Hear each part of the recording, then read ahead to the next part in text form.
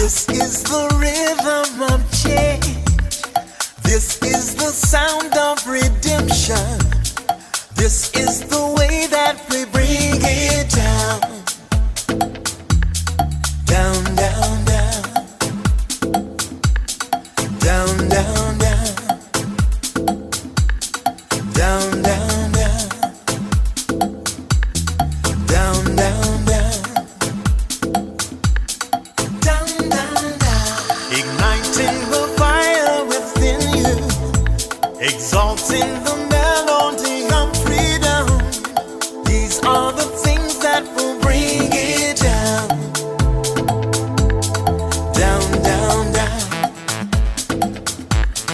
Down, down, down. Down, down, down. Down, down, down. Down, down, down. So gather the faithful. Tell everyone to stand and shout loud. Shout loud. Shout loud. Let's bring it down. Let's bring it way down. Let's bring it down. Let's bring it down, down. Let's bring it down. Let's bring it way down.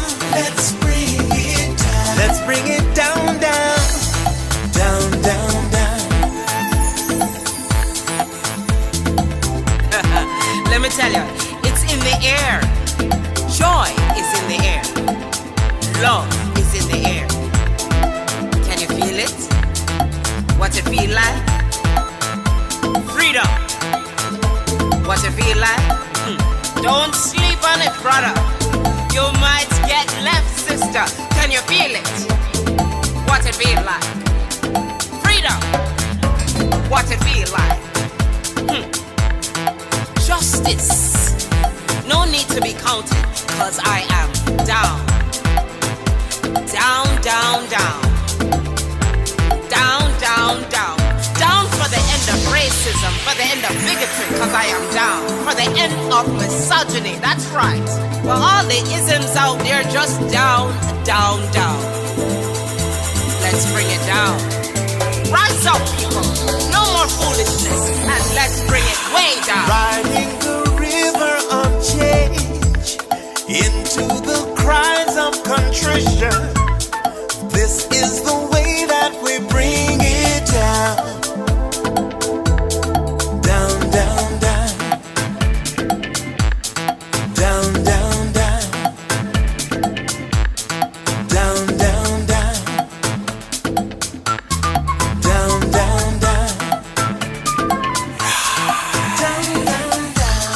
We are the children of Eden, dancing and celebrating freedom. We are the ones that must bring it down. Down, down, down. Down, down, down. Down, down, down. Down, down, down. Down, down, down. So gather the faithful. Tell everyone to stand and shout loud. Shout loud. Shout loud. Let's bring it down. Let's bring it way down. Let's bring it down. Let's bring it down, down. Let's bring it down. Let's bring it way down. Let's bring it down. We've got to bring it down. Down. Stand up and shout. Stand up and shout. Rise together. Accountability starts now. The Eric Dawson Radio Show. Yeah. Rise up. Stand up, shout it loud. If you are not prepared to come to that table and to represent that voice, don't come. Because we don't need any more brown faces that don't want to be a brown voice. We don't need black faces that don't want to be a black voice. We don't need Muslims that don't want to be a Muslim voice. We don't need queers that don't want to be a queer voice. And if you're worried about being marginalized and stereotyped, please don't even show up. stay the at home. The Rona is spreading. This is no joke. It's no time to work or roam. The way you can fight it is simple, my friends. Just stay the at home. Now, technically, I'm not a doctor, but mother listen when I read a poem. So here I am, Sam Jackson, imploring you, keep your ass at home. If you want things to get back to normal, don't panic. Just use your dome. Wash your hands, stop touching your face, and stay the at home. Motherfucker, it's no time to gamble. Look around, you're not at a casino. Just stay the home as if your name was Trenton Quarantino. Sure, you can still see your friends. Use the mother app on your phone. But unless you just ran out of groceries, please stay the at home. Thank you for doing your part to flatten the curve, because that is steep. And now that you're home, please feel free to go the to sleep. Be it.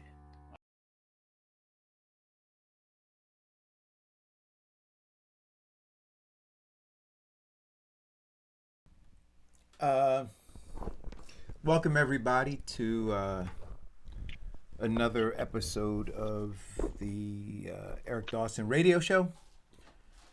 I'm here with Vincent Squire on the phone. I'm going to ask Vincent to introduce himself again because we are always getting new visitors to the page, and it's important for them to know who he is. And then after we do the introduction, we'll kind of get into it. And today's conversation, as we talk about everything else, the real theme is, in the age of COVID-19, how are we going to cope? So, before we get into that, Vincent Squire, please introduce yourself. Hey, good morning, enlightened and informed viewers. I'm Vincent Squire. I'm a full disclosure kind of guy, so let's start with this. I am a candidate for the United States Senate. I'll be taking on the incumbent Cory Booker. I am a independent candidate, and I'm looking to make changes.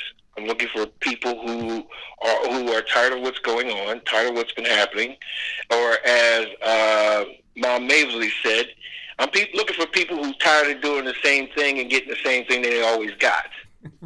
So, if you want change in your life, change in your community, change in your state, I implore you to listen to the show, because we talk about very good subjects. In fact, we're always ahead of the curve of mainstream media. Always. And get out and vote. We're always ahead of it. You know what? Speaking of being ahead of it, Vincent, I got a phone call this weekend challenging the information that I put out there in terms of why they really closed the liquor. I mean, kept the liquor stores open and considered them to be essential businesses. And what I stated was that it would have been a medical crisis if you understand what's really going on. So let me start here. What's really going on, what has been going on, whether the information they were getting out of Wuhan or the information they were getting from the World Health Organization or any place else, whatever the information they were operating with set about a series and a chain of events, right? So they were looking at this information, and that information gave them the very first insights into a virus for which we have no cure, for which we have no vaccine, right? And so as they got their first data coming in regarding this virus and how contagious it seemed to be based on the data that they had, they were making some putting in place some extraordinary steps, some of which, and I would say flying by the seat of their pants to some extent, right? So in school we called it an educated guess. So you have a guess and you have an educated guess. You have facts, you have educated guesses, and then you have guesses. Guesses are reaches without anything to substantiate, right? Without any grounding at all. An educated guess says, you know what, I have some data, and then based on the data that I have, I'm making this guess. And then you have facts, right? So you just have everything just laid out for you. Because this virus came upon us in the way that it did, folks were operating with data that they had from SARS, data that they had from the influenza, data that they had from other infectious diseases, right? And then they were trying to back in to how to deal with the coronavirus. And it's COVID-19. Why? Because this is the 19th strand of this, and it's different. And so when people were saying, well, it's like the flu, no, it's not like the flu. Well, it's like this, no, it wasn't like that. And so they were trying to figure it out. So they were operating with educated guesses. So what they realized immediately was that based on the incubation, based on the gestation, based on the fact that one could walk around asymptomatic for a period of time and touch, what was the exponent, Vincent? If I were walking around, I could potentially infect thousands of people, right? Me by myself, right? Directly and indirectly, right? So touch two people, touch two people, touch two people. So exponentially it would spread. And so what our government realized, and other smart people, is that we did not have the medical infrastructure to deal with it. If it spread at the rate that the models they were looking at suggested. And they needed to keep the hospitals available for the most critical patients. And so part of slowing or flattening the curve and slowing the spread was to not inundate or overly impact our healthcare infrastructure. So they thought if we can spread this thing out, so people are going to come. There was a realization that people are going to come. There was a realization that people are going to die. And it was all about mitigation. So if you can spread out the time, so instead of having 1,000 people come today, if I could have 1,000 people come over a 30-day period, I have a better chance of giving better health care to all 1,000 of those people. If all 1,000 came today, right, there would be a major problem. And that's what they were looking at as they were trying to lay out the plans. And so I'm getting around to the alcohol thing. And so what they were looking at as they were trying to figure out how to keep the hospitals available for the most critical COVID-19 patients, they said, well, we don't need any other people coming to the hospital, taking up valuable space and time from healthcare professionals who need to tend to these critically ill people who are coming in symptomatic for COVID-19. So they looked and said, well, okay, as we're closing down businesses, what businesses are essential, one, to the general populace in terms of us being able to get daily supplies, right, and supplements and such. And then beyond that, what things are needed so that they don't have to come to the hospital. So you got pharmacies open, right? So you can go get Band-Aids. So if you cut yourself, you can take care of it at home so you don't have to go to the hospital. You can do... And so they looked also at the liquor stores, and what they concluded, and I had gotten this information when I put it out there, I had gotten it from folks within not only New York, in high ranks in politics in New York, but also New Jersey. And what they had indicated to me was, they said, Eric, look, we need to close we need to keep the liquor stores open because alcohol withdrawal is a bad mofo, right? It is a painful and bad situation, and can lead folks to life-threatening illnesses. And so what they didn't want is family members and or the alcoholic themselves who is withdrawing to come to the hospitals when the hospitals were predicted to be overrun with symptomatic COVID-19 patients. Now, I got a phone call, Vincent, this weekend, and this is where we're talking about we're ahead of the curve here on the show in terms of talking about things. So I got a call yesterday from somebody saying that they had spoken to a friend of theirs who told them, and I think they said their friend was a doctor or something, and they said, what Eric was saying was implausible, didn't make sense, yada, yada, yada. Anyway, if you listen, and I sent the person a video where the governor himself was on Tucker Carlton's show. And Tucker Carlton, I want to talk more extensively. I don't know if you saw that show, but I want to talk about a couple of things there. But when Tucker Carlson asked him why he thought that liquor stores were essential businesses, guess what he said? He said exactly what I said. Now, he said more things, right? He talked about mental health and whatever, but it was about the health and well-being, and in particular about the issues of withdrawal. And so, look, I'm never going to be emphatic about something that I don't have information about, right? I'm never gonna say this is this if I don't have a lot of information about it. That doesn't mean that I'm gonna be 100% correct, right? But it means that I have done sufficient enough research. And over the 4 years, all you guys have to do is go and look at the track record here on the show. And if the track record proves that we've been correct, probably 98% of the time. There have been a few times where I've had to apologize for things, and I've done that. But if we've been correct 98% of the time, guys, come on, right? So I think we're batting a pretty good average, right? So we really work hard to make sure that we're giving you information, because we understand not only in terms of the corporate media and their motivation to lie, but also this tool, this platform gives rise to a lot of nefarious people to try to get a come up on the backs of folks who are just looking for information. And they take advantage of you, and they're snake oil salesmen. And so what we try to do is cut through that, and we say, look, just check our record, check our track record. And if our track record bears out that we've been right 98% of the time,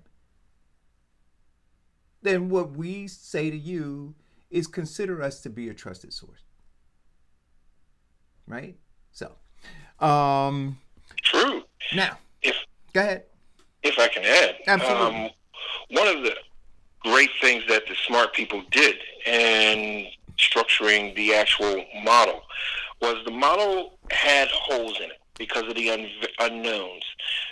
The biggest part of the unknown was that the model was based upon us getting equipment needed, because hospitals and overrunning the hospitals is easy to figure out. Hospitals are regional, which are basically designed to handle X amount of people. And the X amount of people that they have their model for is done by the U.S. Census. So we've got people who have not done the census because they felt it too invasive and the government was trying to find the information.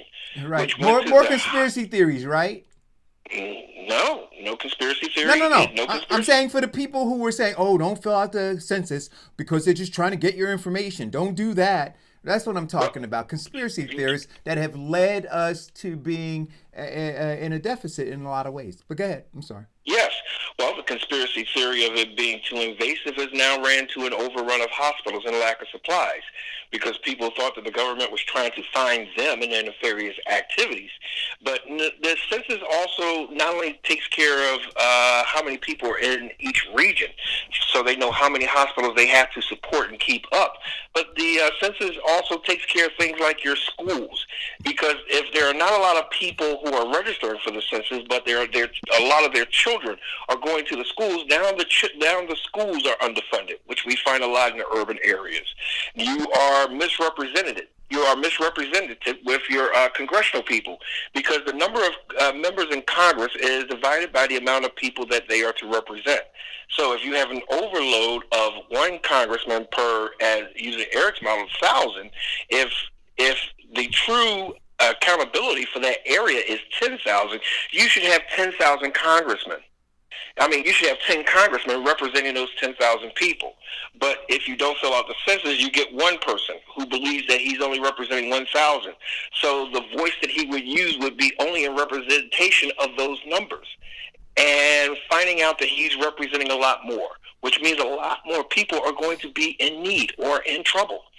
You also look at leading to the liquor. Not only does alcohol, but the state keeping it open, because they're now letting them in at a certain amount of people at a time, and you have to wear a mask to come in to keep it safe. But also, you have to look at alcohol is the 8th largest provider of revenue and tax for the state of New Jersey. So it keeps your government actual working. That's the big reason between and a lot of people are saying, well, why not churches? Churches are a close-knit congregation. You all come there, you all sit together, and a majority of them, unless you're in a mega church, are small spaces, usually 300 to 500 people.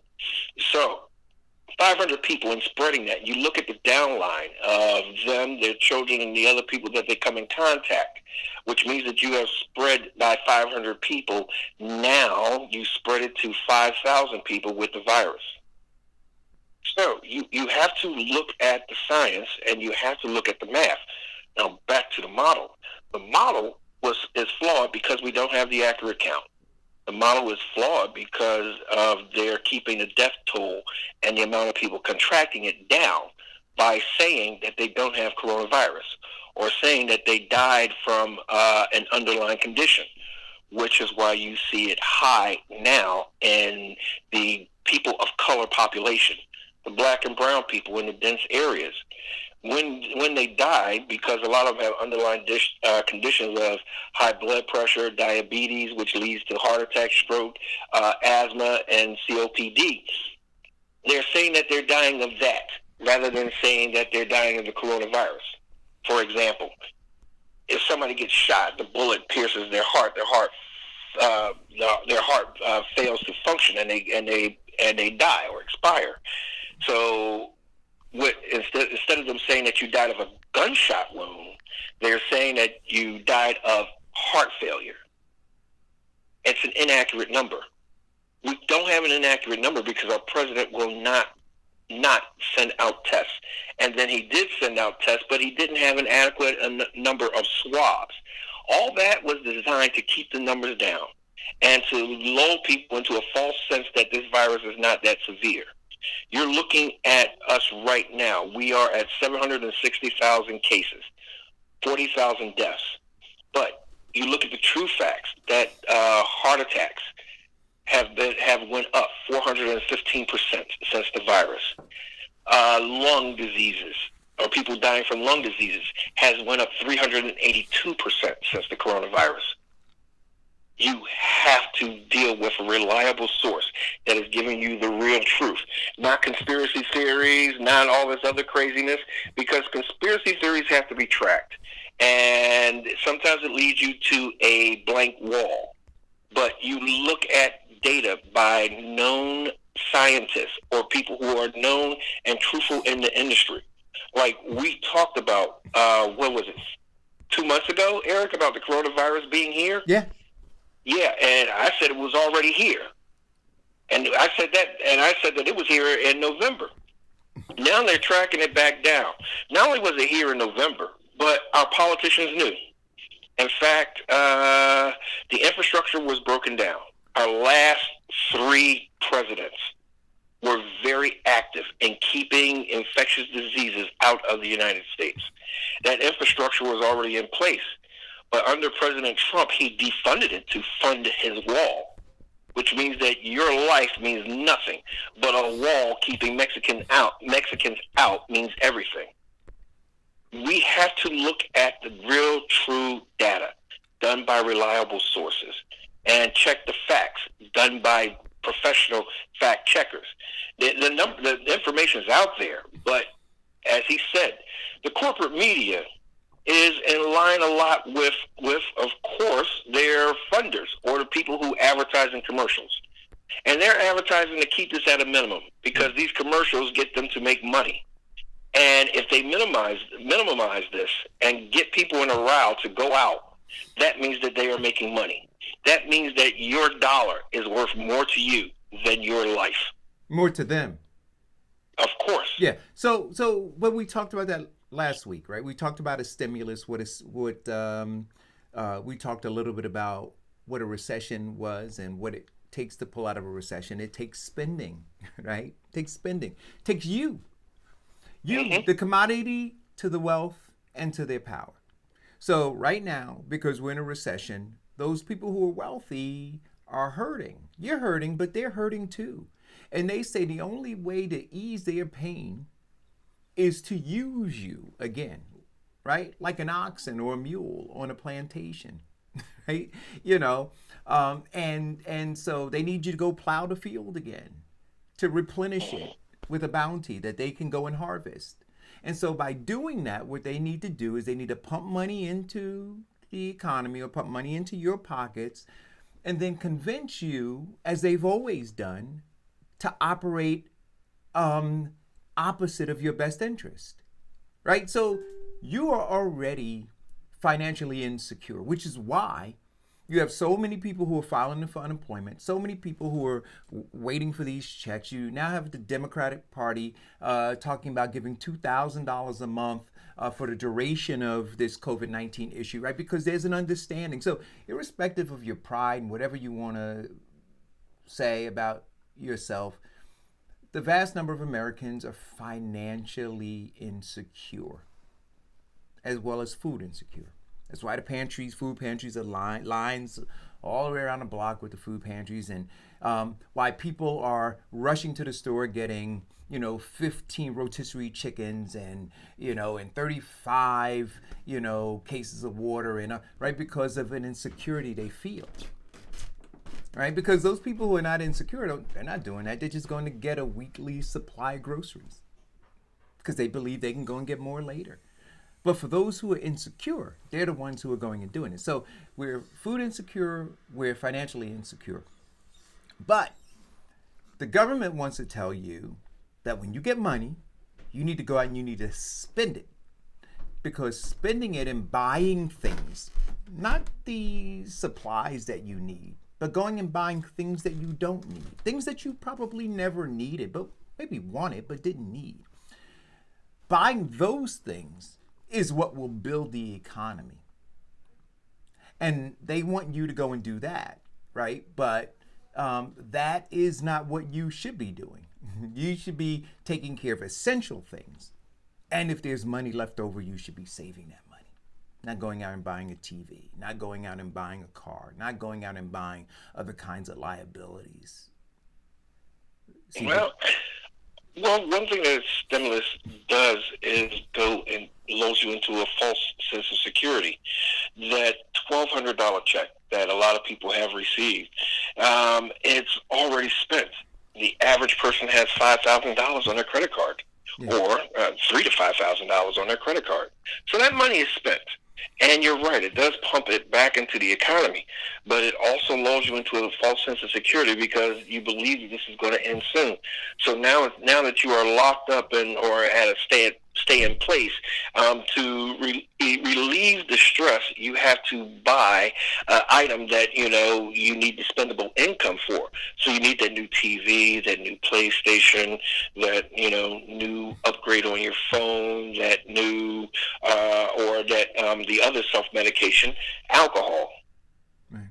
Because isn't it strange that during this time you don't have a lot of people on corporate TV talking about financial literacy, right? Talking about, like, literally, you could, because we have they have a captive audience right now because of the shelter in place, right? So there are a lot of people who are tuned in. Why aren't all of these, because everybody talks about the economy. The economy is an issue. We got to give people money because they're financially insecure. So wouldn't it be a good idea, Vincent, if the politicians, because they're commanding the airwaves now, right? If they spent a little bit of time talking about, or bringing, if they didn't talk about it, bring on a financial literacy expert that is saying every day. So when they give the COVID-19 breakdown, right, the number of deaths, the number of contagious people, the number of hospitalized people, the number of survivors, they give all that information. And then they go on with a whole bunch of bloat, right, because each of them are trying to get more airtime. But if they wanted to be constructive, what they would do is bring on a financial literacy person that could begin to talk to people about the things that they should be doing with their $1,200,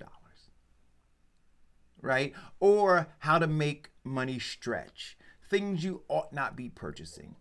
Here are the top 5 things that you should be purchasing. Here are the things that you should move way, way, way to the bottom of your list in terms of purchasing, and then explain to them why. But that would be counterproductive to what their intent is, which is to have us be the commodity to their wealth and power. So they'll never do that. But that is the most constructive thing. Because if you look at what's happening now, there's just fear about businesses closing, about people being out of work, about folks not having enough money, all those things. So that needs to be a central part of the conversation. So I know that the mayors listen to the show, and I know that the governors listen to the show, even folks in New York now. Hey guys, bring on a financial literacy person, right? You can use Zoom, right? So after you do your verbal masturbating for an hour to get your 30,000 views, right? Because that's really what it is. It's about you getting 30,000 views, because the actual information you could give in 10 minutes. So why the hell are you there for an hour except to get 30,000 views? Right? So if you wanted to do something constructive, something that would help people, right? Zoom in a financial literacy person. See, this is what gets my goat, Vincent. Just like now, all of these people were talking about, how vulnerable the Black community was, how susceptible they were because of these underlying conditions. Well, one of the underlying conditions that make us susceptible to being homeless now is that we talked about it here on this show too, right? We have 1/10 the wealth of a white household, that we've been struggling for fair wages as Black Americans. Right? So all of these things now leave us susceptible financially to ruin. And so, because you guys are experts, you're masterful at coming in the 25th hour, not even the 11th hour, but the 25th hour, right? To, the Monday morning quarterback. Well, I'm asking you guys to get on the field while the game's still going. And understand, look at the scoreboard, we're losing miserably. But one of the things that you can do, right, because you're getting 30,000 views, some of you, what you can do is bring on a financial literacy person to talk to, two things you can do. Bring on a financial literacy person to talk about how folks should be dealing with their money. The second thing you should bring on is a grief counselor, right? Right? So you sit there and say, well, we've had X number of deaths in Newark, and we've had X number of deaths in Essex County, and we've had X number of deaths in East Orange. What the hell are you doing about it? Except capitalizing to get views. You shameless piece of never mind. Anyway, I'm trying to use restraint. Well, here is another thing. In terms of bringing on a financial counselor, what they've been doing is they don't bring people who are giving you the financial truth. They're, again, putting their spin on your finances. So when they bring a financial expert up there, he's usually an expert in a specific firm or group. And what he's talking about in terms of something that can help with financing. Well, I'm talking about at a local level now. So, yeah. No. He's talking about bringing in somebody who's going to help his group not the population in general. Yeah. When they bring on these experts, they should bring on someone who is nonpartisan, one of the professors or people who study in this, rather than someone who is in the industry to talk about it. The other thing what they're going to find out in terms of dealing with the COVID-19 is that people of color already have the survival skills in terms of financing and surviving what they need. What the experts are telling white people to do now is to be black. Buy things like beans, canned goods. You're going to have to stay away from the fresh because they may be tainted or infected. You're going to have to stick with something that's been wrapped up and sealed. You're going to have to learn how to make some baby lima beans and some pinto beans. And keep with the smoked turkey rather than the fresh turkey because it may be infected as well. What they're going to have to do is tell them how to, you know what, you're going to have to, instead of getting fresh bread, you're going to have to learn how to make some cornbread. Once again. No, they can make fresh bread. Yeah. Well, you're a baker. You would know that. Right? No. Listen. You don't have to just make cornbread. Bread I like flour. cornbread. Listen, I'm going to give you the recipe, guys. Okay. 3 cups of bread flour.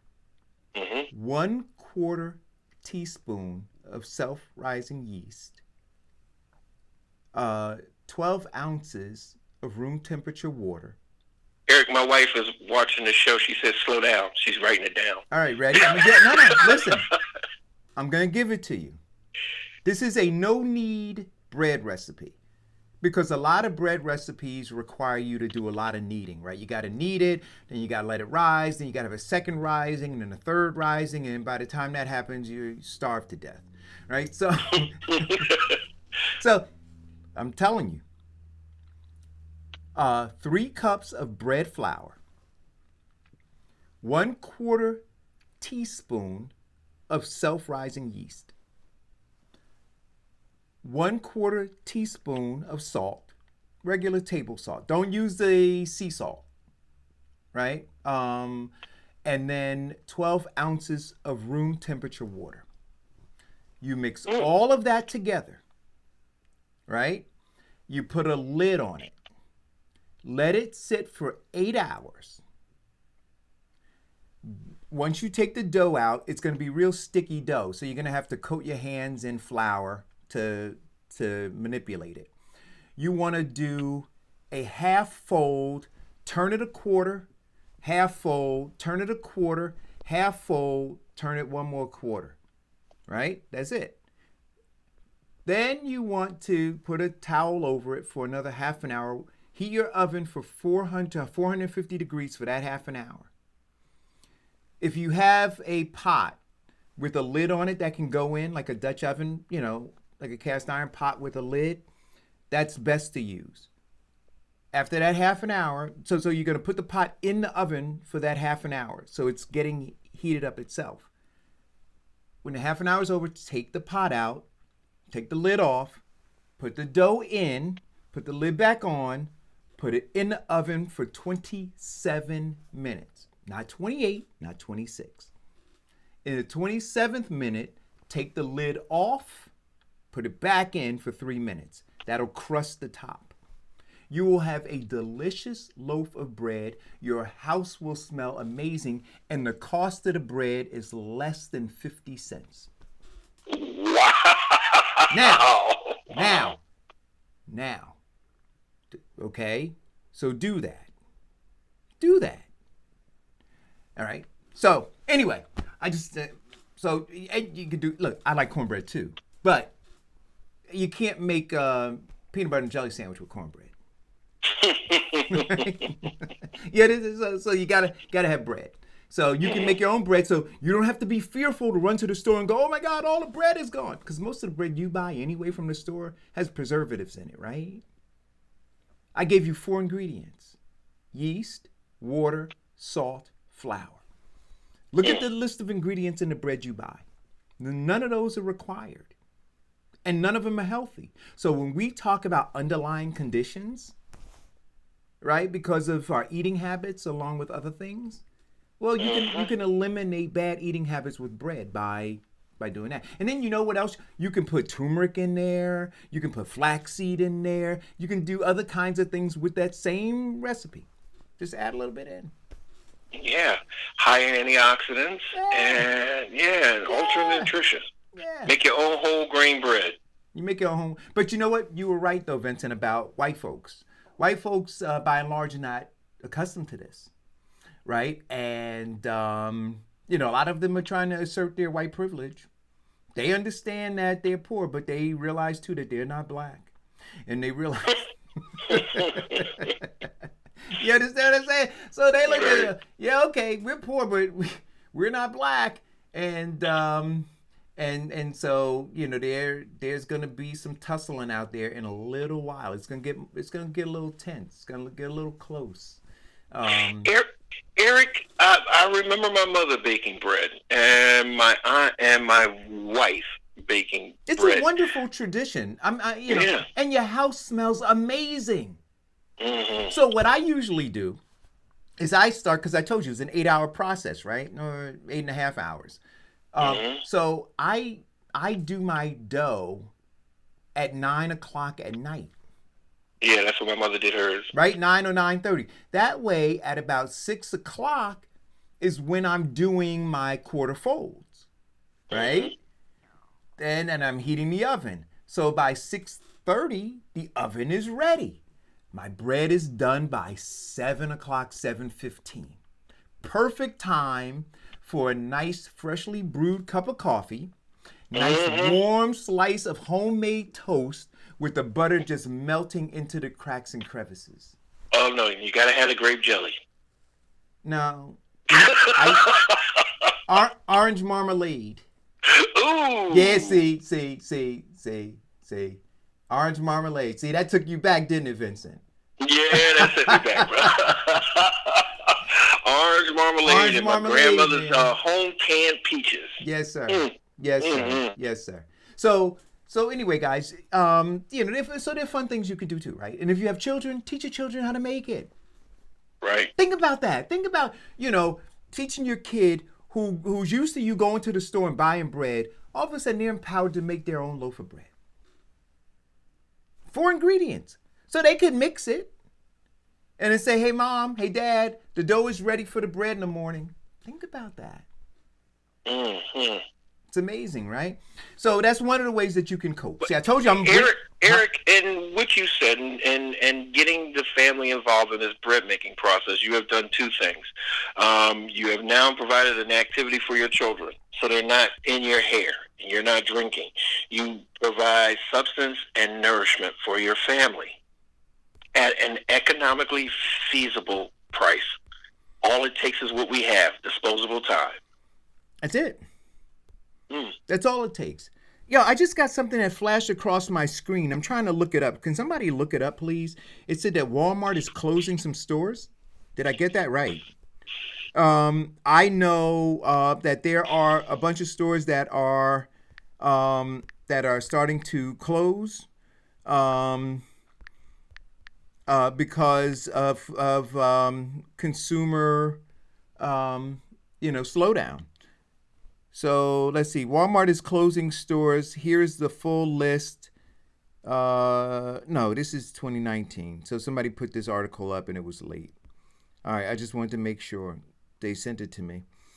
But I do know, for instance, Restaurant Depot, right? For all of you guys who have businesses and shop at Restaurant Depot is now opening its doors to the public, is my understanding. And part of the reason, I got this from a chef, and they said part of the reason they're moving in that direction is because so many restaurants are closing that the inventory that they have is spoiling. Right? You see where I'm going? So they need to have that stuff purchased. Part of the reason Restaurant Depot is able to give you the low prices that they give you is because they buy in bulk. Right? So they can't slow down their bulk orders. Otherwise, their per unit price will go up.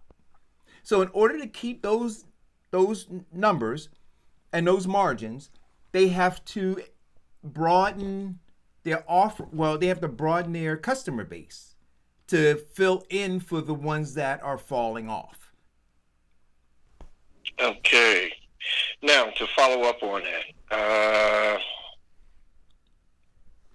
Walmart is not closing its stores. It's by a blog. It's a fake blog by a group called Business Insider. Walmart CEO said that he's changing the process of our stores to encourage social distancing. Well, you know, one of the things because I was a month ago. I was at home. I was at the I was actually at Walmart and Home Depot this morning. Mm-hmm. Right, to fulfill the needs of my own small business. And Walmart, one of the things that they're doing, well, I can tell you what both are doing. So this is, again, so this all falls into how to cope, right? If you're a small business owner or if you're just shopping. What both are doing, so let's stay with Restaurant Depot for a minute. Restaurant Depot now requires you to line up outside the store because they can only let a certain number of people in at one time in order to encourage social distancing, right? Then they used to be able to come down any aisle and get in the cashier's line. Now they have one aisle that you have to line up in. And they have blue tape on the floor 6 feet apart where you have to stand. When you get to the end of that aisle, just before you approach the cashier bay, there is a worker who directs you to a particular cashier based on the availability. You then move to the next blue line, keeping social distancing. You must have gloves and you must have a mask, right? Then the cashier has a shield. They erected these plastic shields in front of each cashier bay. When you push your cart up to the cashier, you then have to step back to the 6 foot line while the cashier, or as my friends say, whilst the cashier rings up your goods, and then you step back up and you pay cash or card or however you're going to pay, and then you exit. Walmart is closed on Mondays so that they can do an extensive cleaning. Okay, Walmart, they have the lines outside. They allow, the one I go to, they have 2 entrances, and they allow intermittent 25 in from one entrance and then 25 in from another while they're counting the number of people inside the store. I didn't ask them what the maximum was inside the store. And then there's encouraged social distancing there too, once you're inside the store. But look, there's still no reason to panic. Right? There is ample food. The supply chain, for the most part, is working. Part of the challenge early on, Vincent, was that stores, like anything else, right? They monitor inventory based on sales history. So if the buyer of the store recognizes, hey, listen, month over month, quarterly, we go through 10,000 rolls of toilet paper, right? That's what our store orders and sells. Because realize this, guys, stores don't want to carry too much inventory because that shelf space, and I don't want to get into the weeds with this, but the shelf space is valuable, right? They sell it by the foot, right? So that shelf space is allocated for a specific amount of product, which is to yield a specific amount of revenue for that particular store, for that particular space. And so they maximize it based on the sales. And if the sales go up, they may creep into some other product's shelf space if that other product is what we call in the market a dog. So it's not performing well. So if the buyer realizes or goes to whoever his or her boss is and says, hey, we're rolling through 10,000 rolls of toilet paper a month. So that's what we order. Now COVID-19 hits. All of a sudden people come in and they purchase all the toilet paper at a rate 20 times what their sales history has reported. Well, yeah, he's not now all of a sudden the buyers are going, oh shoot, we're out of toilet paper. I got to order more, right? So now he's trying to anticipate, and he doesn't want to order too much more, right? What I tell you, because he doesn't want to, or she doesn't want to creep into other shelf space. So they're trying now to figure out how to, what is the new norm in terms of purchasing, right? So if you went into the store today and bought 26 roll packs of toilet paper, you're not going to come in next week and buy 26 packs. Well, you might, depending upon, your medical condition, but the typical person is not going to come in and do that. So the buyer's not going to now change their buying habits to accommodate each new customer coming in buying 26-pack rolls of toilet paper. So they're trying to wait for it to calm down. And that's why they say, hey, listen, just go back to buying what your weekly goals are. And then that way we can get back on track in terms of our buying habits, and then we can make sure we have enough for everybody. So see how I circle back? How to cope in the age of COVID-19, right? Just trust the process. Trust the process. There is no calamity that has blown up the highways and the byways. I mean, we have two people who are callers here on this show, right? Munira Boumani, who's a driver. So, she drives all over the country delivering product, right? There's nothing wrong with the roads. We got Michael Spruill, who's on the road delivering stuff, right? He calls us, he says, I'm on the road. There's no supply chain issue. Now, the only challenge might be, what you said, that pork factory, right? Where all those people contracted COVID-19, they had to shut it down. So whoever they were delivering to, they have a problem there. Hatfield. Yeah. So in those instances, yes, there may be some sort of an instance. Tyson chicken as well. Yeah. So I'm not saying that it is zero, but it's not as bad. Like the sky's not falling. Right? And the quicker you go back to a normal purchasing process, the quicker the stores and the buyers can go back to saying, okay, here's the new norm, right? Month over month, this is what we need to order in terms of toilet paper, milk, water, orange juice, paper towels, all these other kinds of things. But if you've got like in your garage, 90,000 rolls of paper towels, because, you think that there will be no more paper towels manufactured ever, then you're the problem. You're the problem. Anyway, so Vincent, there are a couple things, man. I wanna.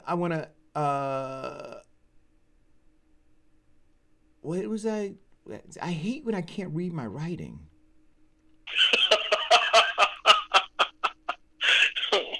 Welcome to life after 40. I know. To the stimulus package. I got it now. Because what I wrote in my notes was I said, negative balance out of stimulus check. And I'm like, huh, what? Right? And actually, stimulus looks like stomachs. Trying to figure that out. But I was listening to the news. And a lot of people, how much money did you say on average people have in their account? Their credit cards are $3,000 to $5,000 balance. And in their bank accounts, probably, I don't know. What? 2,000? Well, that depends on the class. It depends on the class, right? So a lot of people carrying negative balances, right? Those are those people who you see go to the store, but before they get to the cashier, you see them on their phone because they're checking to see how much money they got in the bank to see if they can afford all the things they have in their cart. Yep. Right? Those are those people. And I'm not saying that to say critical. Again, I'm saying this is where we are, right? This is the reality that you have a lot of people who are financially insecure. So with the stimulus package, or I call it the disaster relief fund, that $1,200 going into these accounts that have negative balances. So you had somebody at a $500 negative balance, Vincent. $1,200 goes into that account. What happens? It's spent. It's spent. The bank takes the $500. So in your mind, right? In your mind, you thought you were getting $1,200, but you had a $500 deficit in your account. So what? By the time the bank took their money from your $1,200, you had $700, but you already in your mind spent $1,200. Right. And well, I want to tell you what's going on. See? And so here's the thing, and this is what I'm saying. I'm talking about this. But these egomaniacal mayors and governors who take to, and they're going to do it again today, take to Facebook and YouTube talking about COVID-19. These are the things that you need to be telling people. Hey, listen, you're going to get the stimulus check. What's your bank account look like? Because I know you've already spent it. Once they, listen, we know, right, Vincent? Once they said $1,200 was coming to people, right? If I owed you money, what'd I tell you? Hey, Vincent, when my $1,200 comes, I'm going to pay you. That's right. That's what I'm telling you, right? Come on. That's what we're doing, right? Oh, I'm going to take care of that when the $1,200 comes. Oh, yeah, I'll be able to knock these two bills off when that $1,200 comes. But you had a $500 deficit in your bank account. So you didn't get $1,200. You got $700. Right? So you still owe. Now, what they're talking about doing is, and some of the banks have already agreed to refund that $500 or whatever your deficit was. Right? Some didn't, but some did. Now, what I would say to you is this. If your bank is one that didn't, and if you still bank with them, you're a fool. You're a fool. I'm going to say that to you again. See, because these are the same banks, right? What they do, Vincent, in 2008? They came for a bailout. On whose back? On American taxpayers' dime. They came for a bailout on your dime. Oh, fired the CEO, when which part of your dime paid for his golden parachute. So he's retiring in Florida on the beach that's now open off of your money.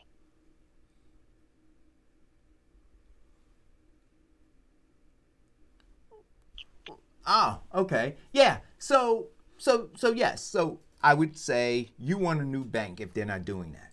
And if you got a stimulus package and they did do it, before you go to your new bank, call that bank and say, hey, look, these other banks have refunded that money.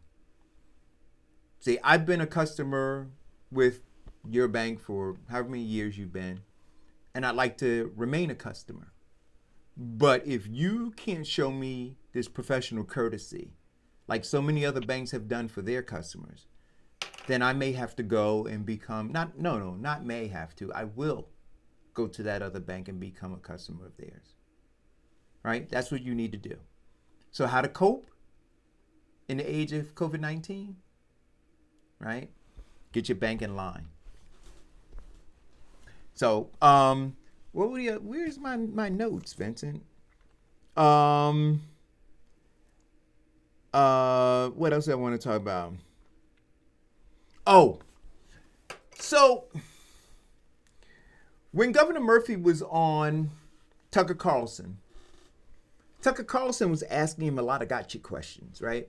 And it's just a shame that politicians run on such platitudes and they run with such hyperbole, right? And in fact, lies during the campaign, that when they're confronted, they can't just say, I don't know. Because it shows weakness, right? Because the majority of people, they lied to, convincing that they had all the answers, right? And that's why when you say, well, what's your plan? Or what are you doing about this? And then they obfuscate, right? Because they don't know. But just say, I don't know. Say, look, these are things I do know. These are things I don't know. The things I don't know. What I do know, though, is how to bring in experts and evaluate experts who can handle these things. Right? Those are the simple ways to do it.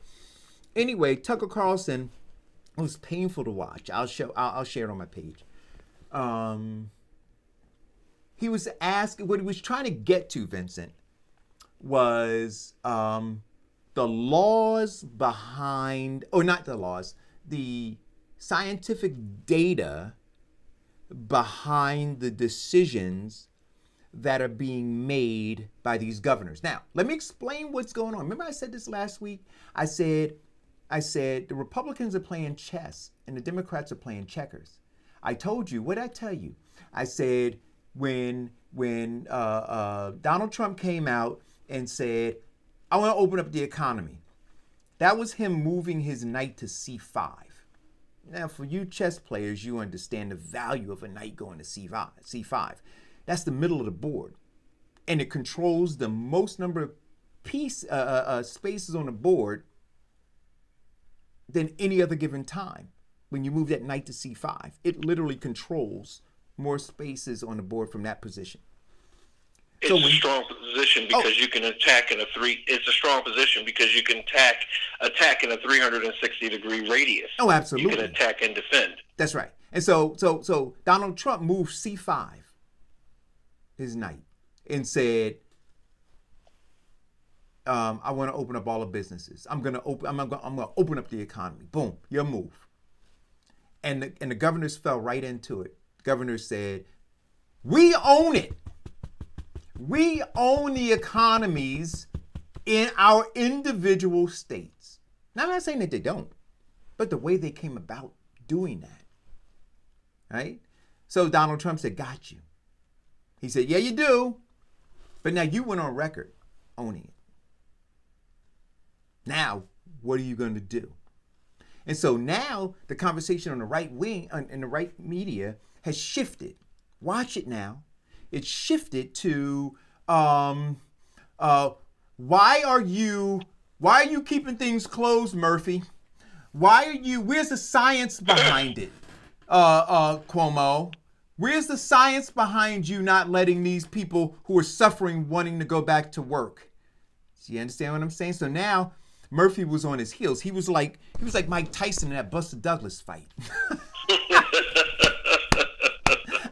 I tell you, man. Oh, he was getting pummeled. But he could, partly because he hasn't really immersed himself in the issues. He's immersed himself more in talking points, right?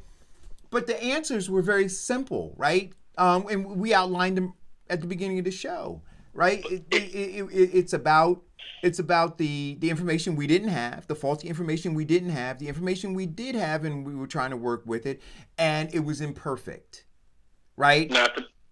Go ahead. Not to mention that we are not equipped for this, and we are doing damage control. Mm-hmm. And the best way that I can keep citizens in the great state of New Jersey alive is to have you shelter in place rather than spread the disease to other people. That's right. It should have been a really simple answer, but it caught him dumbfounded. I sat up there and I watched him. It was horrible. It was absolutely horrible. I've never seen anything like it in my life. You know, and then here's the other piece. He was asked about churches. He said, well, why don't you consider churches to be essential? You consider, and Tucker Carlson, I mean, I never want to shake his hand because I don't think that I would be able to adequately clean mine afterwards, right? But he set him up again. He said, and what he did was he said, you value drunkards more than you do church-going folk, right? And he was really playing to the religious right when he said it, right?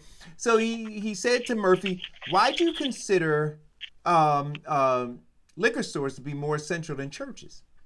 He said, and when we look at the Bill of Rights, we look at the Constitution, it says that we have a right, right? And the government can't step in and deny our religious rights, right? But here's what supersedes that. Yes, you do have religious rights, but you don't have a right.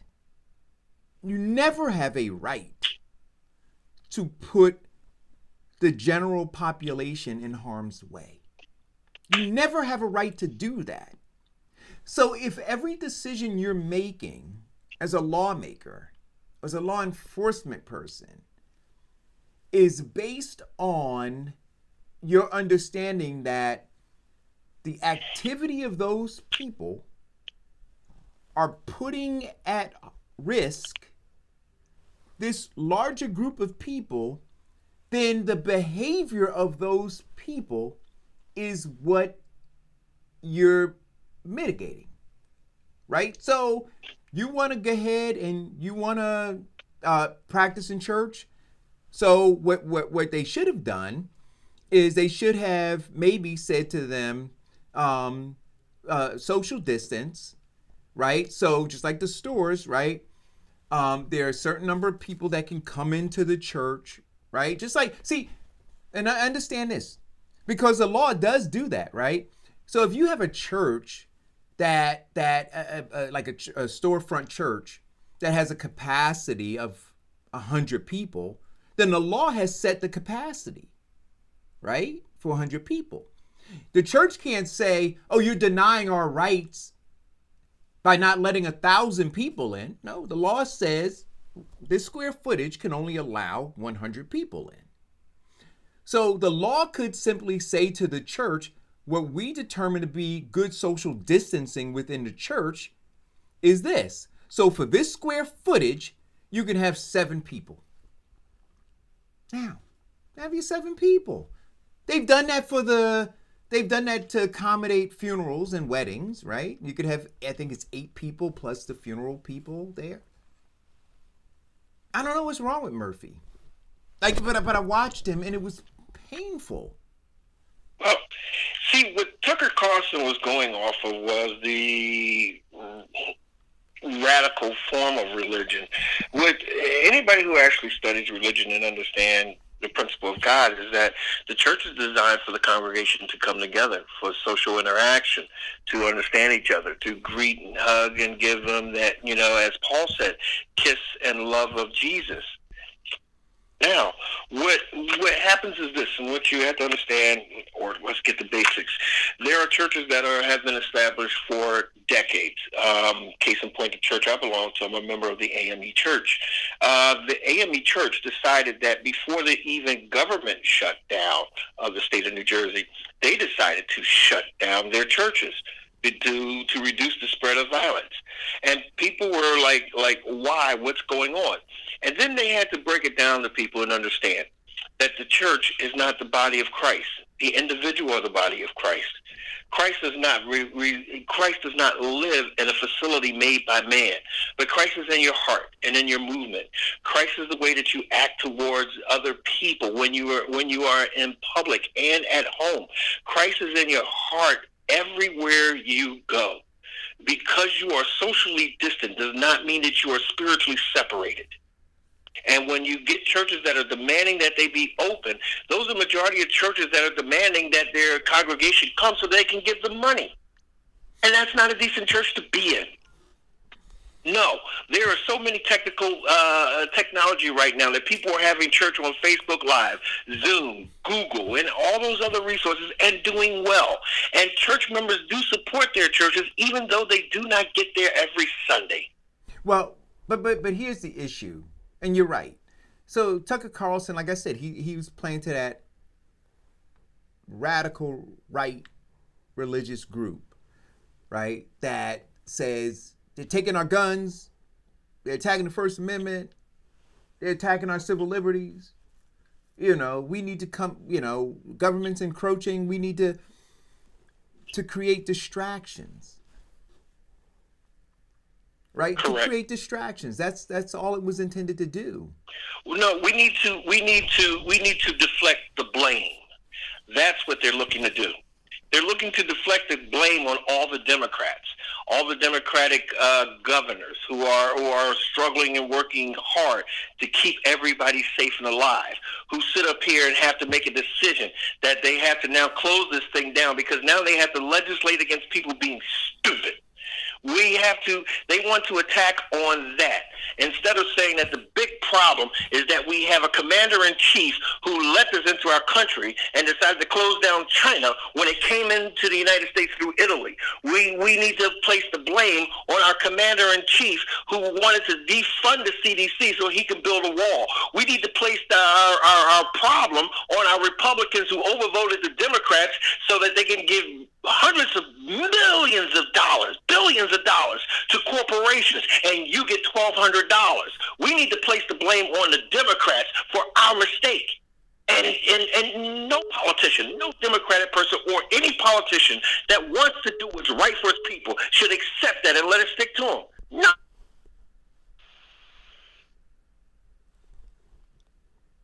Call it go. And fact checkers are hitting him in his behind, that now he has to deflect it to everybody else's problem and not his.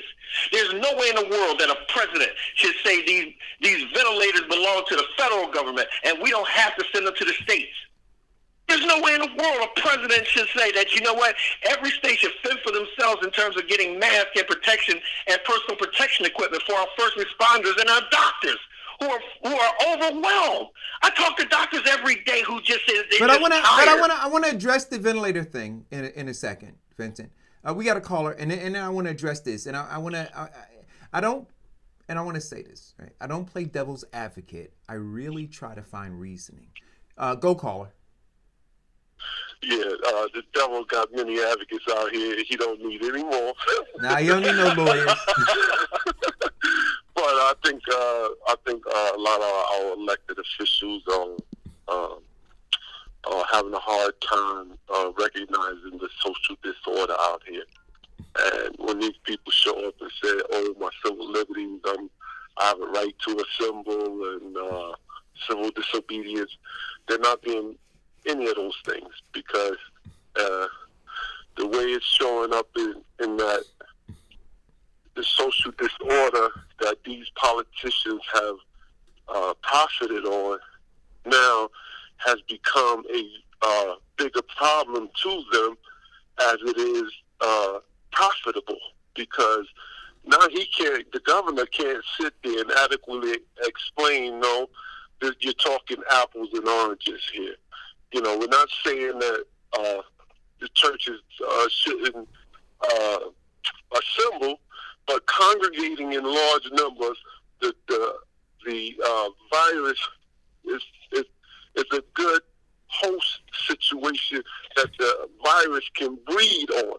But instead, he got trapped by Tucker Carlson and talking points, and instead of him saying, no. The people that's showing up out here that think that opening the government without assurances that the virus will not multiply and get bigger, and we'll have a bigger problem. But he was dumbfounded in that he couldn't distinguish between social disorder and legal rights. This is not a situation where I don't feel, somebody could correct me if I'm wrong, but I don't feel like, and I'm not being emotional about it, you wanting to congregate and open a business that people can sit at a table and eat is creating a bigger problem down the road, and a resurgence of things that have been put under control to a certain extent. Might not be like we wanted, but the original projections, because they thought people wasn't going to adhere to distancing rules, was astronomical. Well, Mike, listen, I want to ask you this question, right? So, I watch people post all the time. No science, no data, no facts. No science, no data, no facts.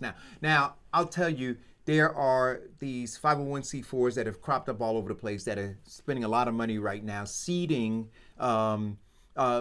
primarily poor and uneducated communities, right, of people with misinformation, right? So they've got folks planted in these poor and low income and undereducated communities, and they're getting them to buy into these conspiracy theories to create more noise, right? And then they have these lines: no data, no facts, no whatever. When we look and say, because one of the things that they say is, well, these numbers are way off. Well, everybody said the data was flawed, right? They said that, what was coming out of China was flawed. We were operating with what we had, this virus we didn't see before, right? All these things. But what we do know is that the numbers are coming down. And is there any doubt that those numbers are coming down because people are adhering to social distancing? They're adhering to wearing gloves and masks and things like that. I drove up Springfield Avenue Saturday, and I tell you, and I went to Facebook and I posted, I said, I want to thank you all, because out of 20 people, let's say out of groups of 20, maybe 18 or 19 had masks on. And it was phenomenal. Going from Newark, I came all the way from downtown Newark, all the way up through Irvington and into Maplewood. And I was shocked that in Maplewood, there were the percentage-wise, fewer people from what I saw wearing masks. Like I saw, which was bananas, right? I saw this couple.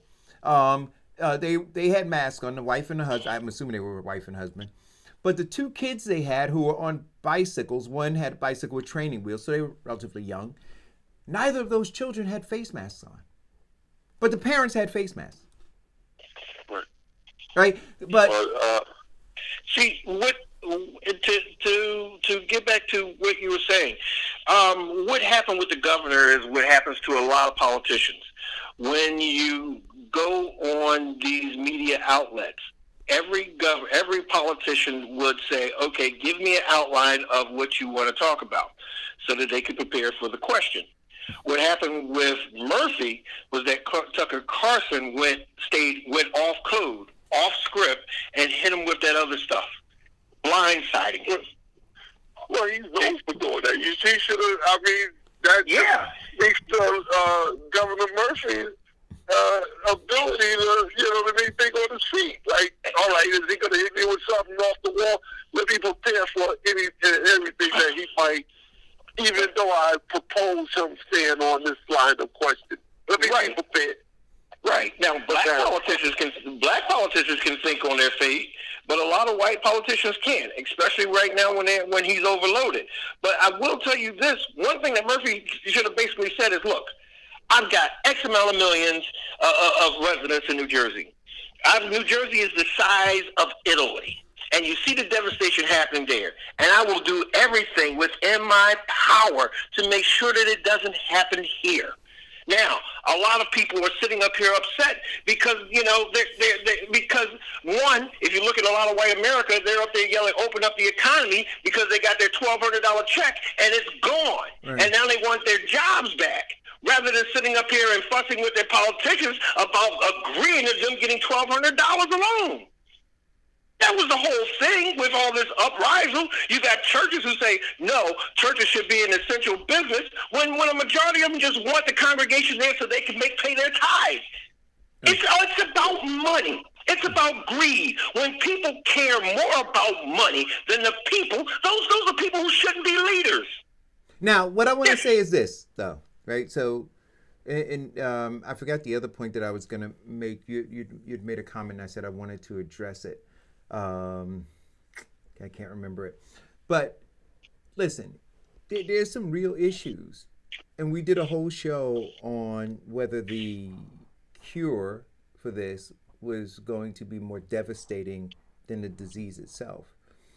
Mm-hmm. And I think the big challenge right now for folks is they're coming to grips with the fact that most, if not all, of the elected officials they have lack the acumen to deal with this, right? So here's the deal, guys. These are all people you elected. All people you elected. And so now you're mad at them. You're upset with them because you're screwed. Mm-hmm. But like I said to you, Vincent, I don't like number of people vote against their own interests and own popularity as opposed to qualification. But go ahead, I'm listening. Yeah. Or a lot of it deals with a lot of displaced anxiety. Case in point, a guy finds his girlfriend cheating on him. So rather than getting with the girl that he knows, he goes after the guy. So now here, I know what I wanted to talk about, Vincent. The politician that put us in this situation, we're going after the Democrat who had nothing to do with it, who's dealing with damage control. Right. So we dug this ditch, guys. We dug it. Mm-hmm. We dug it. Understand that. We dug it. And the question is, what are you now going to do to get out of it? See, you're now relying on, you dug the ditch and you want somebody else to get you out. You voted for this MFer. Now what are you going to do? No. Not just Trump. I'm talking not all just of them. Trump. I'm talking about all of them. Oh, okay. All of them. Because here's the honest to God truth. The second month of Trump in office, everybody knew that this coronavirus was popping up. Okay, everybody knew, and there are senators and there are congressmen who are on certain committees.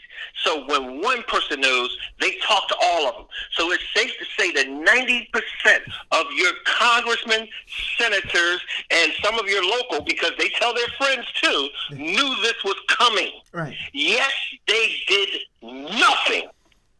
And we're talking about, they even dated down to the fact that even putting it in the hand of Sanders, Warren, Booker, and a couple of other ones. They put this information in their hands, and they did nothing. Yeah. So how to cope in the age of COVID-19?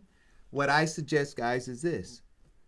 Spend this time that you have off, right? Turn off Netflix and Hulu.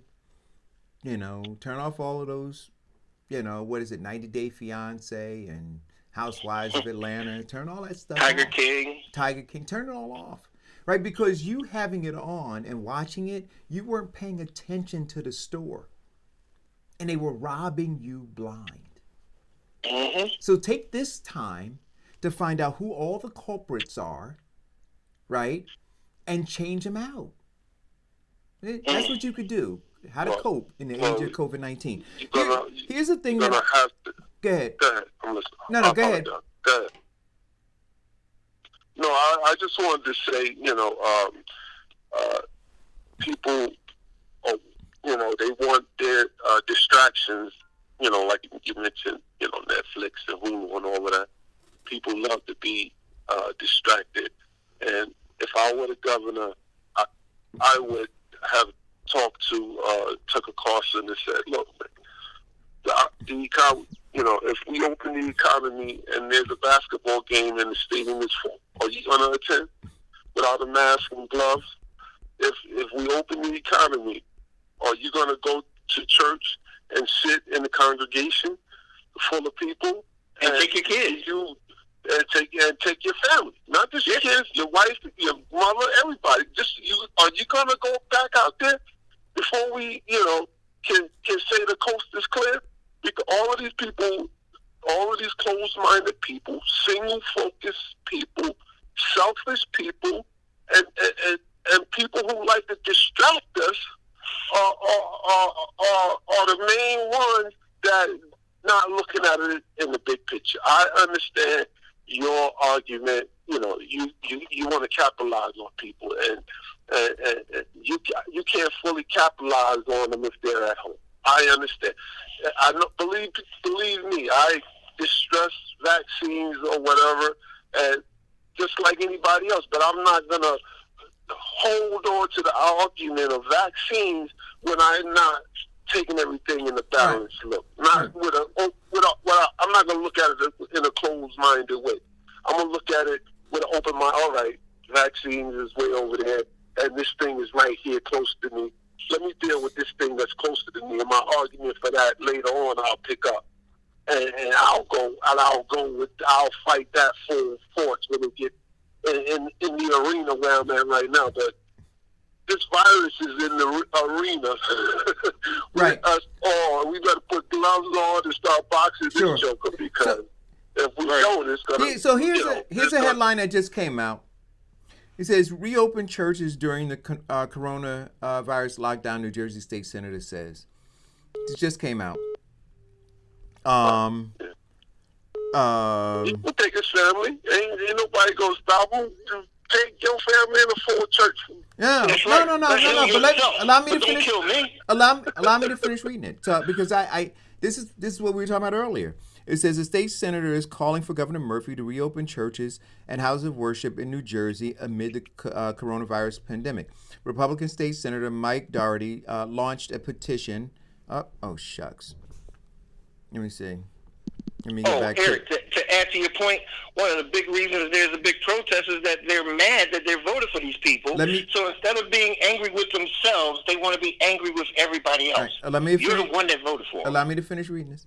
It says Republican State Senator Mike Doherty launched a petition Sunday asking for houses of worship to be reopened with social distancing measures. Now, so I think I'm not willing to dismiss what he wants to do right out of hand. I'm looking, saying, well, okay, if you can figure out what would be reasonable in terms of social distancing, I'm not going to say that churches are not essential to people. I don't know that I'm willing to say that. If we're talking about emotional health, mental health, right, emotional well-being, if folks are able to find some level of comfort being in that physical church, right, to cope with the death and with all the things that are taking place in their lives, if them being in that church helps them, and we can figure out, right? See, I think that everything has to be measured by safety, right? So I think that's a false argument too. I don't think the churches are closed per se, that the preachers and the ministers can't go there and use their cameras in the system to broadcast their sermon. Right. So but he's still luring people out to come in. No, I understand that. Which they've already made rules for. But Mike, you're gonna have your funeral here. But Mike, I understand. Yeah, I understand that. But so we had Dr. Wright on the show, all right, and we were talking about a whole bunch of different issues, and I hope to have him back again soon. He texted me the other day. But we are social creatures by nature. Right? So I understand that you say, well, we can use technology, but that's not how we're designed. And no, I'm just saying these practices are already in place for social distancing. He can do that, but he can't have his whole out of his congregation. Is he gonna say come to the church? Now, exactly. So, a whole nother problem. Exactly. I'm gonna invite you, but I'm not gonna invite you. I'm gonna invite you, but I can't invite you, and I can't invite you. And I'm going to a whole nother controversy there. These people are masterful at playing with your mind. It's not even an argument now. We're in a health crisis. Nobody's taking your church away. Nobody's taking your religion away. Nobody's doing that. But it's not. But what I'm saying, health crisis. Right, but that's the whole point. Right, but what I'm suggesting is this. All right, I'm just going to have to talk over you because you're not allowing me. What I'm saying to you is this. I get that it's a health crisis, but there's a mental health crisis as well. So we can't ignore the mental health crises. And that's all I'm saying is I'm not willing to dismiss. I would be open to him explaining to me how he believes it could work and how we could continue to mitigate the risk of spreading COVID-19 and satisfy and whatever it is he's trying to satisfy. So if he says to me, hey, listen, I just want people to be there to be able to pay tithes and offerings to the church, right? Then I'm going to look and go, well, it's a preacher somewhere out there telling everybody to send their stimulus checks. Send me your stimulus check. But no, I think the one thing that this virus has really exposed is the mental illness in our community, and not just to the people. The people is representing us. You're absolutely right. During these times, it has magnified. But now it's really just showing the whole magnitude of how people are really equipped to handle it. And then in their handling, they're exposing their own mental inadequacy.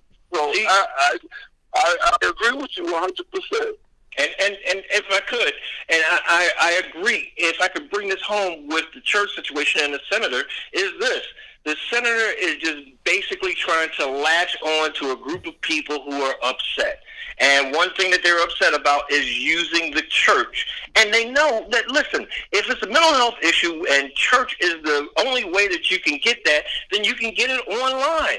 We Americans are addicted to television and watching stuff online. People can't even walk down the street because they're checking their social media feeds and watching videos. So that part is bullcrap. And the part about that he wants the church to pay tithes, when there are so many different cash apps to people who are loyal to their church and loyal to supporting their church and congregation, can electronically send their support in. Right. So now all of that is just bull for him to get some people to rally around him, get his name out there so he can get votes. Right. But getting votes should not be at the risk of somebody losing their life. So that doesn't make any sense. So you support this? I'm gonna play him again because I think that this is where we're coming down on all of this. Here's my man Sam Jackson again while we take a break. We'll be right back. I love Sam Jackson on this. At home. The Rona is spreading. This is no joke. It's no time to work or roam. The way you can fight it is simple, my friends. Just stay the at home. Now, technically, I'm not a doctor, but mother listen when I read a poem. So here I am, Sam Jackson, imploring you, keep your ass at home. If you want things to get back to normal, don't panic. Just use your dome. Wash your hands, stop touching your face, and stay the at home. Motherfucker, it's no time to gamble. Look around, you're not at a casino. Just stay the home as if your name was Trenton Quarantino. Sure, you can still see your friends. Use the mother app on your phone.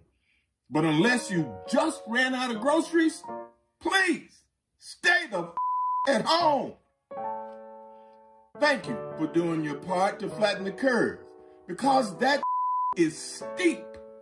And now that you're home, please feel free to go the to sleep.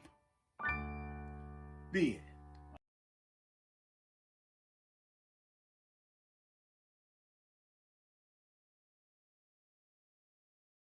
I'm back. Hey man, listen, cause I don't look. I mean, I just keep it real, right? Cause I don't have an intern. When I take commercial, I gotta go run and do stuff. So I had somebody at the door, dropping off a package, and I had to go deal with that. Thank you guys. So I'm out of breath a little bit. Anyway, did you see? Unless there's something else you want to talk about, regarding what we've been talking about, I'm gonna move on to something else. Vincent? No, it's your show. Let's go. Okay. So the last thing I'm gonna say on this thing is this. Guys, wash your hands, social distancing, don't touch your face. Right? Use your brain. There are a lot of people out there who are spreading a lot of false information, and I just think it's shameful. There was a piece that I saw. A young girl, what was she, 5 years old, in Michigan, lost her life, to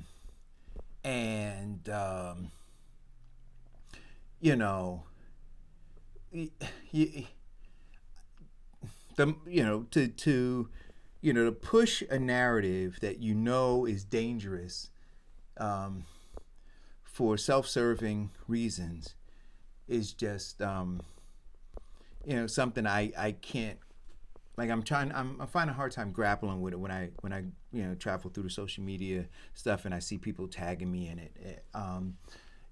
Every day I open up my page and I'm getting inboxes and stuff from another Facebook friend who's lost a loved one or family member, and they tell me, they say, Eric, keep posting the stuff that you're posting, keep calling these people out, keep doing your show, doing it because it's really bad out here.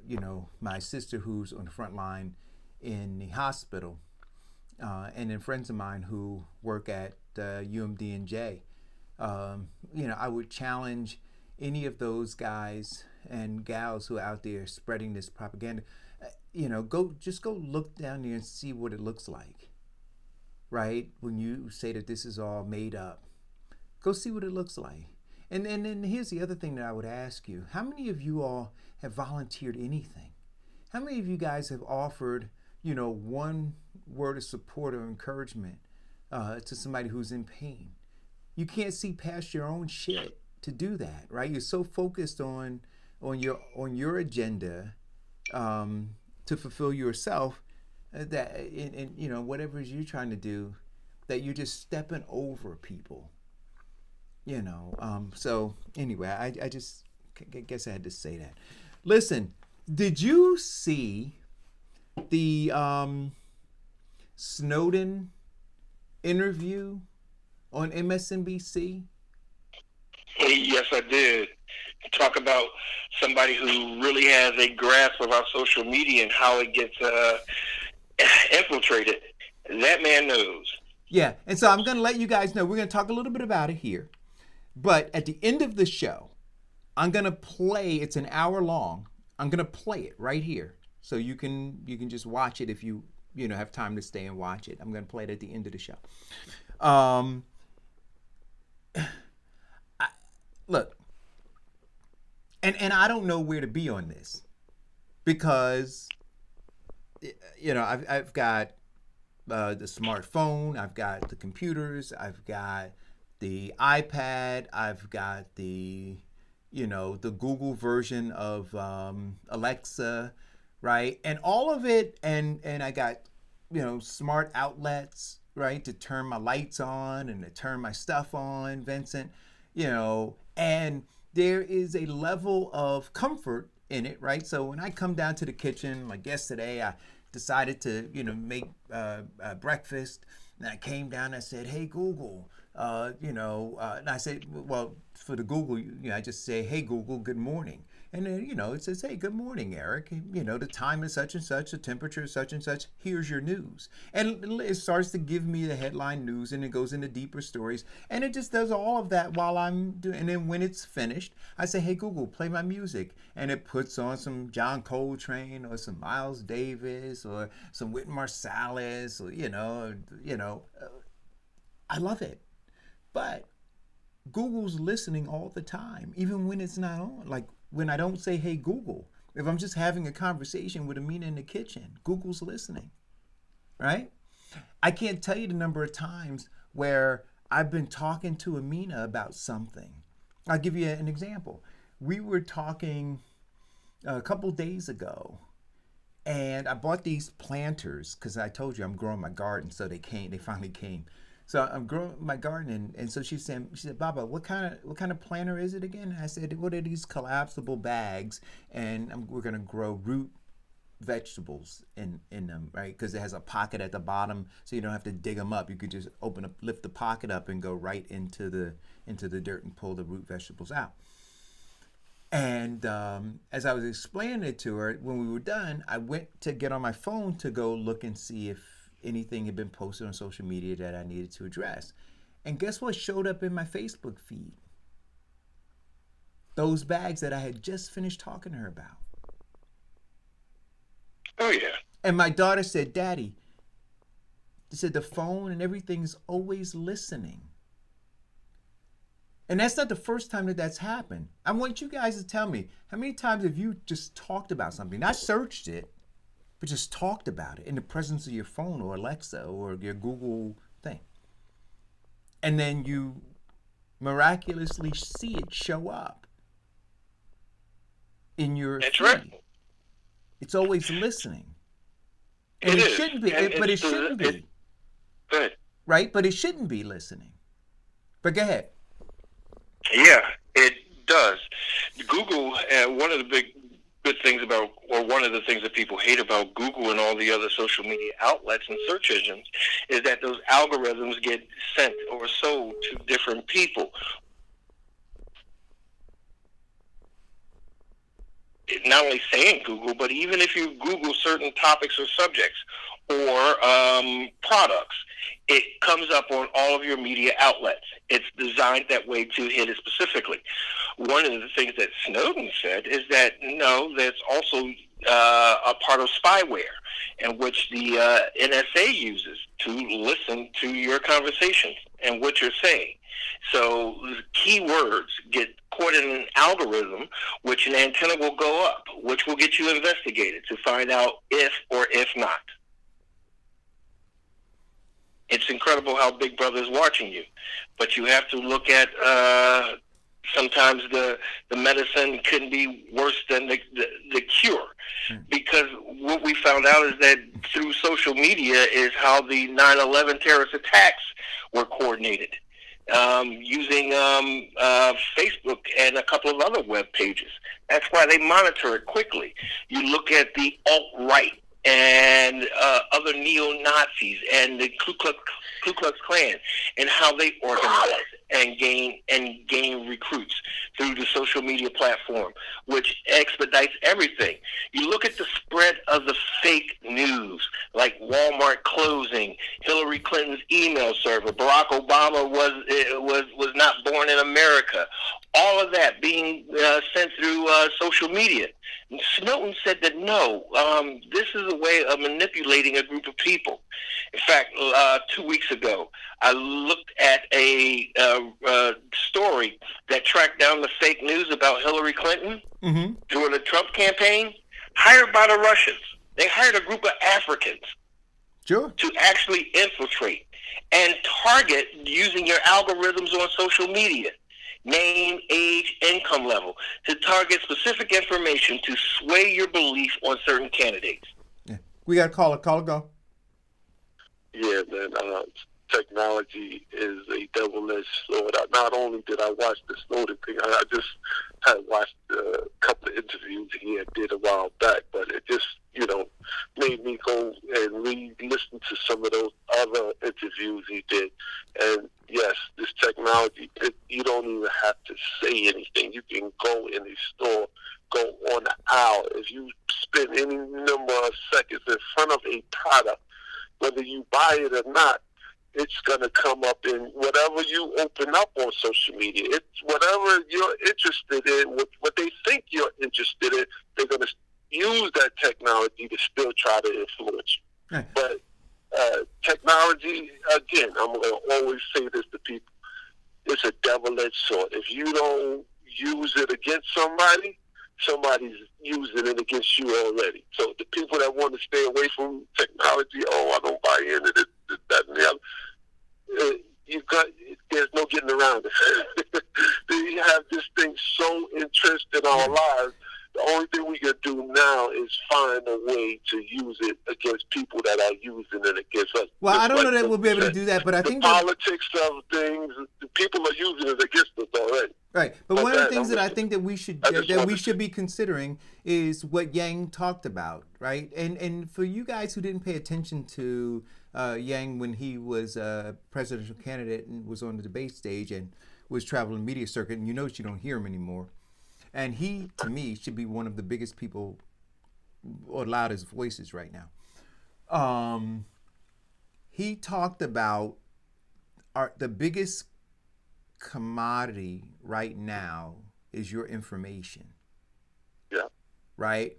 And how we should be paid for our information, right? You should be able to decide to trade your information on the open market, right? Because we know they're capturing it.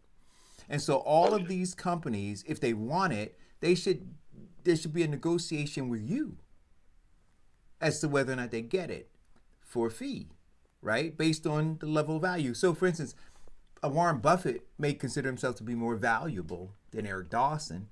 And so if this tech company is interested in trying to garner Warren Buffett's data, right? Warren Buffett, if he decided to negotiate with them, might negotiate on a higher, level than I am.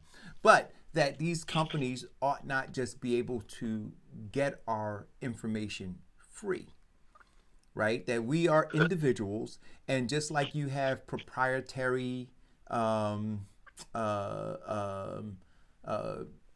I trying to say? Proprietary things that you can trademark or license or register, right? You as an individual, right, is the same, and you should be able to do that, and nobody should just be able to take it. Like I have ingredients for something, or I design a logo. Somebody can't just take my logo. Right. And let me give you an example of what you're talking about. Like when they first put the dash cameras facing out and facing into the truck, I wrote a letter to my union and the HR department that I am the sole proprietor of my likeness. Yeah, I wear your uniform. I'm in your truck. But you do not have no right to whatever information or capture of my likeness you want to put on TV or anywhere else. You don't have the right to do that. Right. So in the very beginning, I don't know what made me do it, but I don't know what made me do it, but that's what I did. I was like, no, you don't have. This is my likeness. This is my person, and I don't want my likeness and person to show up nowhere other than me. You know what I mean? And if you do, I would like to be compensated for it. And you have to be ahead of these things in a lot of ways. That, like Eric said, this is our information. This is you know what I mean? And they create databases to really profit off of us. You know, the database they got to be getting now. You know, who knows what they got to do with it? But you know, you're absolutely right. But then you also have to look at how they get your information. You ever go to the mall where they had this brand new car and they said that you can enter in, just sign here, and we'll put you in a drawing? You can win the car for free? What they did with that information was sold it to providers who called you or sent you mailers or something like that. The internet is now using that same technique. By signing up for free things on your phone or even free apps, you give them the right to take your information and sell it to everybody else. Well, not just that though, Vincent. It's clickbaits as well, right? So when you go, all those things that are served up to you on your social media, right? So you're watching this show right now. And as you scroll through your social media page and you see ads and things show up, you click on those ads, right? And you notice once you click on one ad, all of a sudden in your email, you're getting offers everywhere. You're getting stuff because all of your information that's tied to your Facebook account is now where they are access points for them. Right now, so I mean, we're talking two things but here. It's one not is just your Facebook account; it's your Google account, it's your Yahoo account. Well, that's what I'm saying. All of your social medias. Right, that's what I'm saying. So whatever you log into, right? So whatever your chain is. Now, that's not talking about the hacking part. When I play this video at the end of the show, you're gonna see. It was very disturbing for me to see how a guy who did something which under normal circumstances would be considered illegal, right? Sharing this information that he shared with a news organization. But he did it as a whistleblower, and the information he shared was so profound that it changed America, right, for the better. But he's still considered a treason.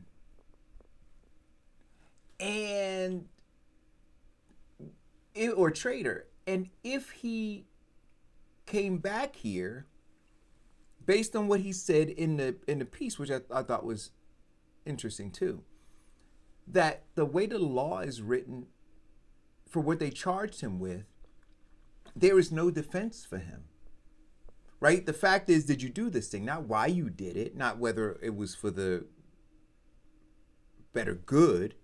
It's just that you did it. And irrespective of the fact that we've now changed all of these things as a result of you exposing what was wrong with the system, we still have to look at you based on this law. And we have to lock you up for, I guess, the rest of your life. Something's wrong with this. Something that, like, I watched it, Vincent, and I almost fell out of my seat. I'm saying to myself, wow. But anyway, so how do we cope? Watch the piece that I'm going to show you, and then just try to figure out, like, what do you believe about this?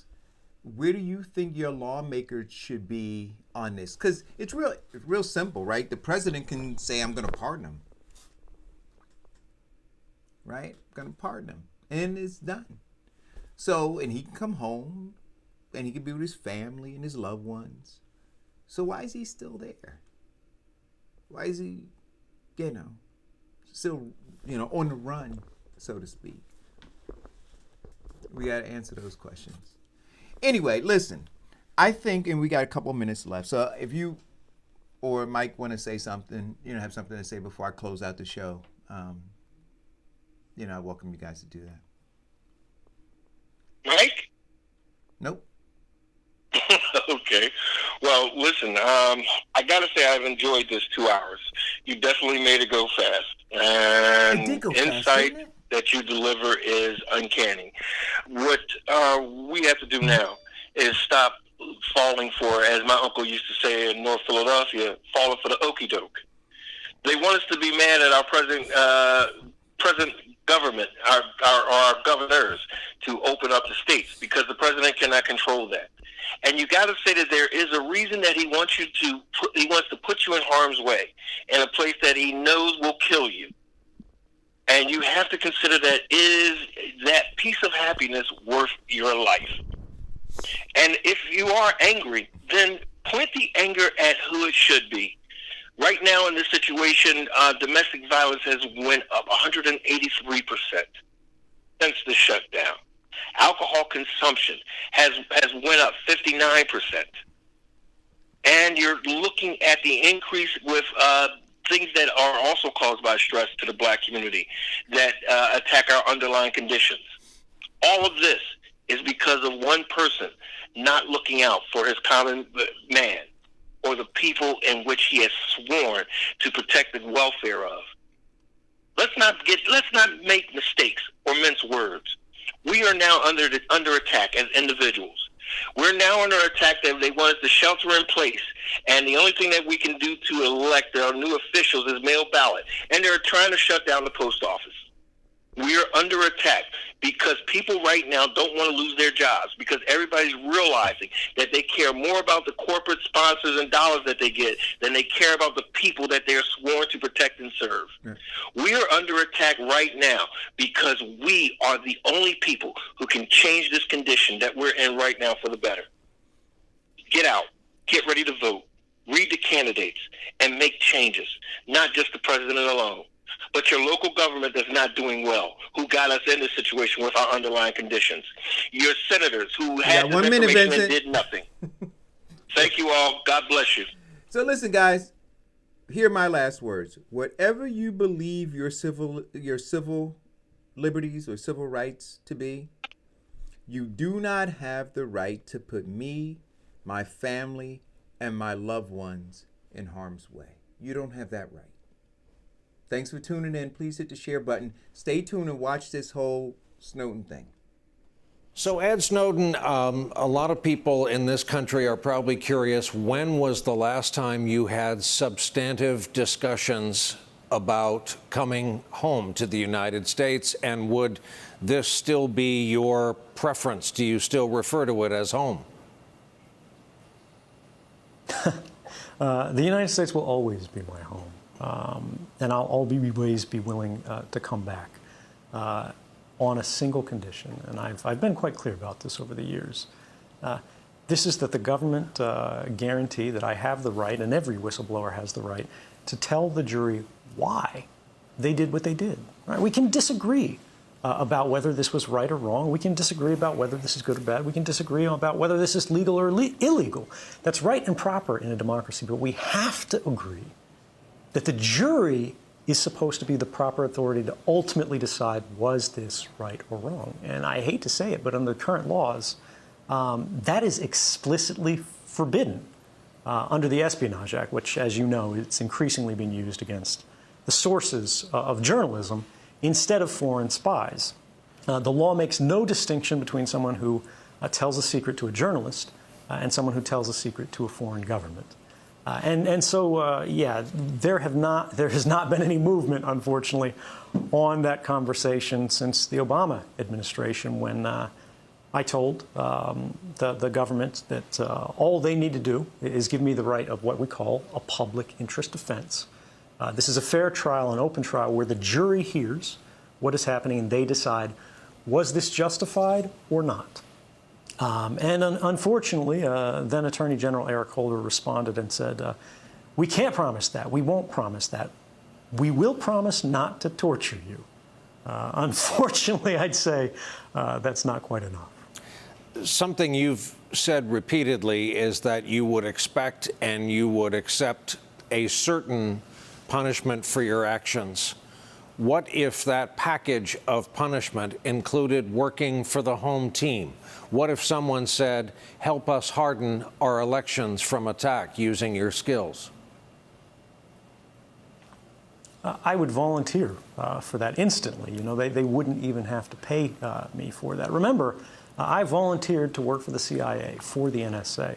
When I came forward to reveal mass surveillance, which we need to be clear, the courts have found was in fact unlawful on the part of the government, and one court said likely unconstitutional. So I have no objection to helping the government. I came forward not to burn the NSA down. I came forward to reform it, to help it return to the ideals that we're all supposed to share. So there will never be a question of when my government is ready, when my government wants me to help, I will be there. How has your opinion changed about Mr. Putin since you've been in Russia? Well, I don't think it really has changed, because the question might presume that I had a positive opinion at some point. I think everyone would agree, probably including the Russian president himself, that he is an authoritarian leader. I think the Russian government broadly does not have a good record on human rights, and that hasn't changed. How odd is it to you that while you've been there, consensus here has hardened that they are the actors who interfered in our last presidential election? I don't think that's especially surprising. There was a story published in the New York Times, actually reporting on a study in February of 2018, and it was also done in the Washington Post a few months prior to that, about the record of electoral interference. And they looked at the history of Russia and the Soviet Union and electoral interference by intelligence agencies.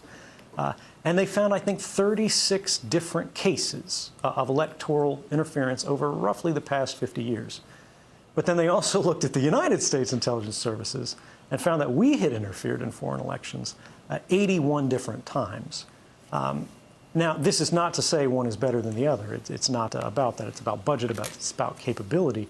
But what we do see from this is that what happened in 2016 actually was not unusual from the perspective of intelligence agencies. This is what they believe they are hired to do. What we have to do is find out how to secure our systems against the attacks that we know are inevitable.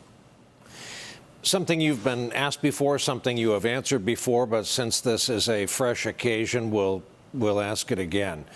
Why not stay in this country and face the music if you believed in the strength of your conviction? This is a great question, Brian, and I'm glad you asked it. When we say face the music, the question is, well, what song are they playing? I was intentionally charged, as every major whistleblower in the last decades has been, with a very particular crime. This is a violation of the Espionage Act of 1917. And this is a law that is explicitly designed to prohibit a meaningful defense in court.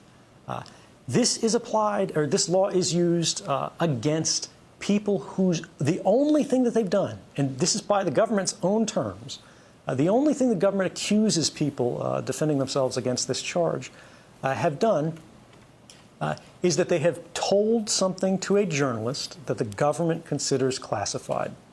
That is the whole of the crime. They don't consider whether it was good or bad. They don't consider whether or not it caused harm. Simply, did you tell something classified to a journalist? If you did, the jury is not allowed to consider. In fact, they're explicitly forbidden from considering why you told journalists. They're explicitly forbidden from considering, did it result in a public benefit, right? Did it further the public interest? Instead, they simply say, did you tell a journalist something classified? So I am not, if I had stayed in the United States, and my good friend Daniel Ellsberg, by the way, has told me that I was right not to stand and wait for an inevitable arrest, because the laws and the way they're enforced today is not the same as the 1970s when he came forward with the Pentagon Papers. I would not have received a fair trial. There would not have been much of a trial at all. I would only have received a sentencing. And the question there is, what message does that send, whether you like me or not? I could be the best person in the world, I could be the worst. What message does a conviction where you spend the rest of your life in prison for telling journalists things that change the laws of the United States, that have resulted in the most substantive reforms to intelligence authorities since the 1970s, if the only result of doing that is a life sentence in prison, the next person who sees something criminal happening in the United States government will be discouraged from coming forward, and I can't be a part of that. Where do your parents come down on what you did? In the book, we learn a lot more than we knew about them. They were both, we say this in quotes, deep staters. We learn that they both had varying degrees of security clearances in their lives. Yeah, I come from a federal family. My father worked for the military. My mother works for the courts. My whole line, going back, has worked in the government service. So I think this was difficult for them. And in fact, one of the things that I will be eternally grateful for is the fact that they still stand by me today and believe that I did the right thing. Were they present for your wedding? You've gone and gotten married in the years since we've last spoken. There hasn't been a wedding yet, actually. We were married, but it was just a paperwork exercise in a courthouse because Lindsay and I had been living together. We had been in love with each other. We had been in a relationship for more than 10 years. There will be a wedding someday, Brian, and I hope you'll be there. What do you make of Donald Trump?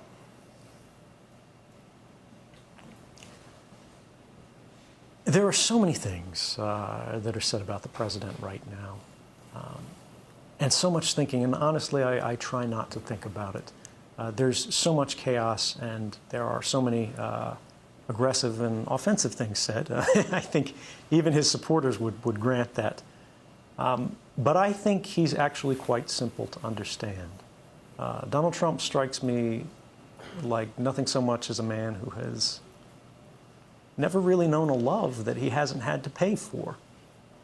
And so everything that he does is informed by a kind of transactionalism, I think, and what he is actually looking for is simply for people to like him. Unfortunately, that produces a lot of negative effects. Do you believe he is a threat to national security? I mean, this is a question of who defines national security. What is national security? When we used to talk about national security, we thought about public safety. But now national security really means the security of the system itself, the institution of government. And I think he's made it his stated goal to change the way that system works. I think we have seen tremendous harm done to civil liberties in the United States. Increasingly since September 11th, and I haven't seen any reduction in the rate of that. We have several important jobs vacant in this country, including Director of National Security, National Security Advisor. Is that a threat to our security?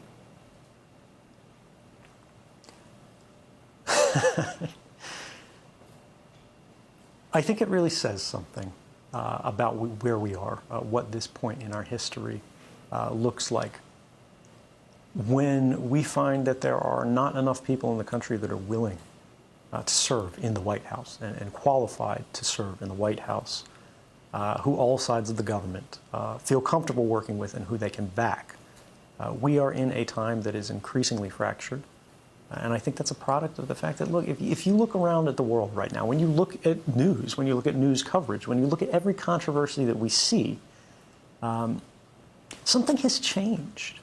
And that is that it has become increasingly popular for your feelings to matter more than the facts. And I think that's toxic to a democracy, because if there's one thing that we have to be able to have this discussion, to be able to learn to live with people that we disagree with, we can't have a conversation about what we should do. We can't have a conversation about where we are going if we can't agree on where we are, if we can't agree on what is happening. Facts have to matter more than feelings.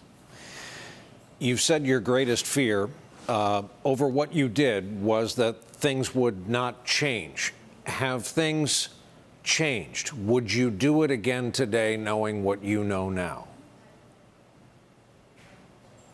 This is a significant portion of the final chapter of my book. Things have changed, and I would do it again. If I changed anything, I would hope that I could have come forward sooner. It took me so long just to understand what was happening, and it took so long to realize that nobody else was going to fix this. Believe me when I say, I did not want to light a match and burn my life to the ground. No one does. Nobody really wants to be a whistleblower. But the results of that have been staggering. I thought this was going to be a two-day story. I thought everybody was going to forget about this a week after the journalists ran the first stories in 2013. But here we are in 2019, and we're still talking about it. In fact, data security, surveillance, the internet, manipulation and influence that's provided or produced, rather, by corporate or governmental control of this permanent record of all of our private lives that's being created every day by the devices that we have. Before 2013, if you said there's a system that's watching everything you do, the government is collecting records of every phone call in the United States, even for those people who are not suspected of any crime, it was a conspiracy. Yes, there were some people who believed it was happening. Yes, there were academics who could say this was technically possible. Yes, there were technologists who went, this is something that could be done. But what we didn't have is the world of 2013, some suspected that this was happening.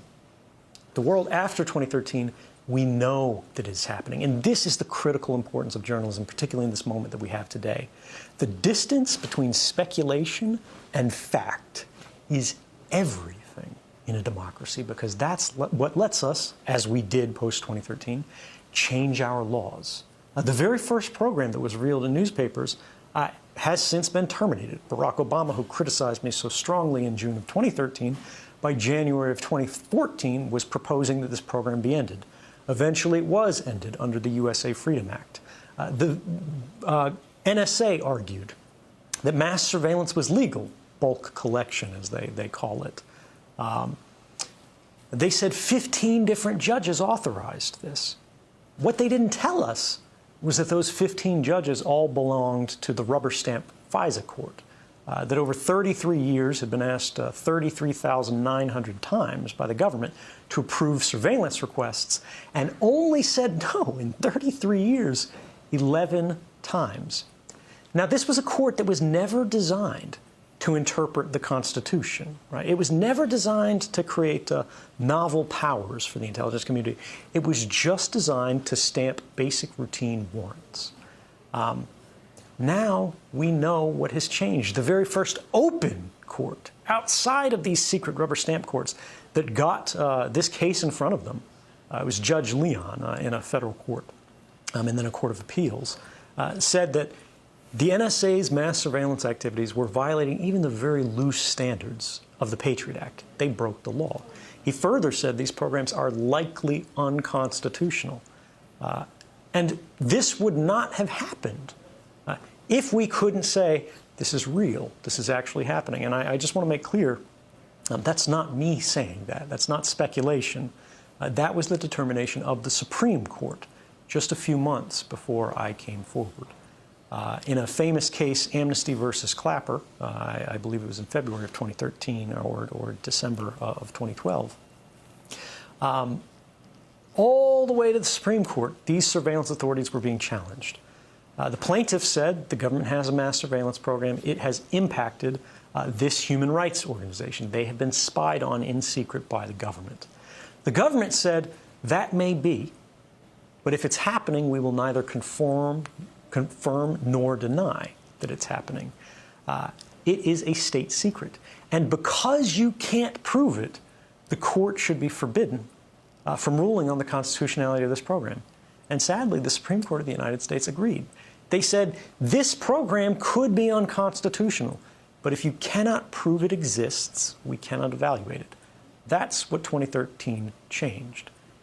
On the legal side, we have now had the GDPR. We have had the first European regulations that are trying to limit the amount of data that can be collected secretly and used against populations broadly. And we have also seen the basic structure of the internet itself change in response to this understanding that the network path that all of our communications cross, when you request a website, when you send a text message, when you read an email, for so long those communications have been electronically naked or unencrypted. Before 2013, more than half the world's internet communications were unencrypted. Now, far more than half are, measured by just web traffic from one of the world's leading browsers, the Google Chrome browser. Some figures show it at more than 80%. The entire world has changed in the last few years. It hasn't gone far enough. The problems still exist. And in some ways, they've gotten worse. But we have made progress that would not have been possible if we didn't know what was going on.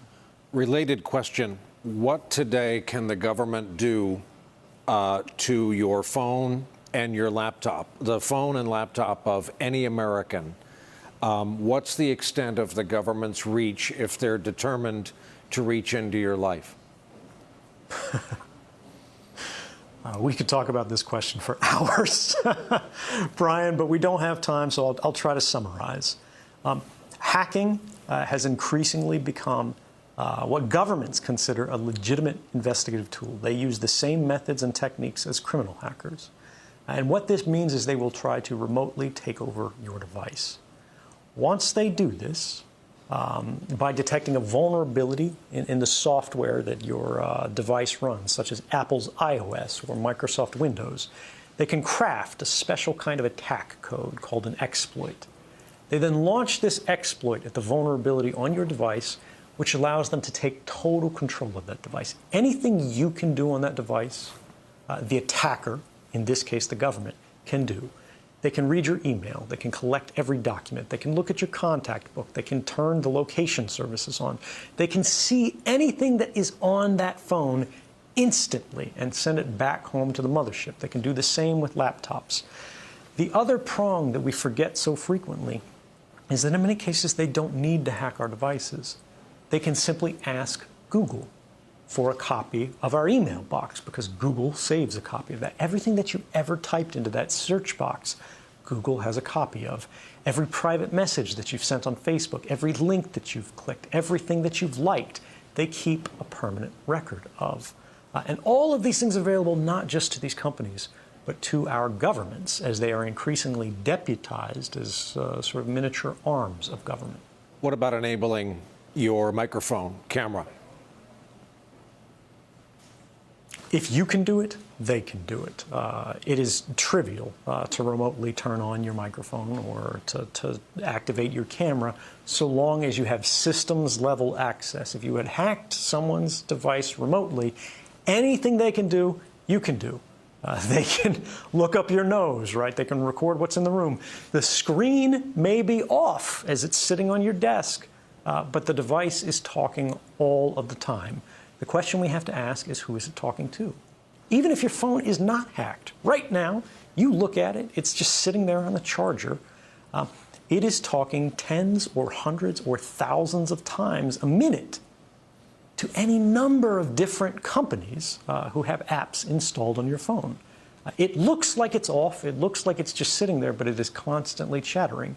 And unfortunately, like pollution, we have not created the tools that are necessary for ordinary people to be able to see this activity. And it is the invisibility of it that makes it so popular and common and attractive for these companies. Because if you do not realize they're collecting this data from you, this very private and personal data, there's no way you're going to object to it. What about its ability to track its owner? And talk to me specifically about the case of Jamal Khashoggi.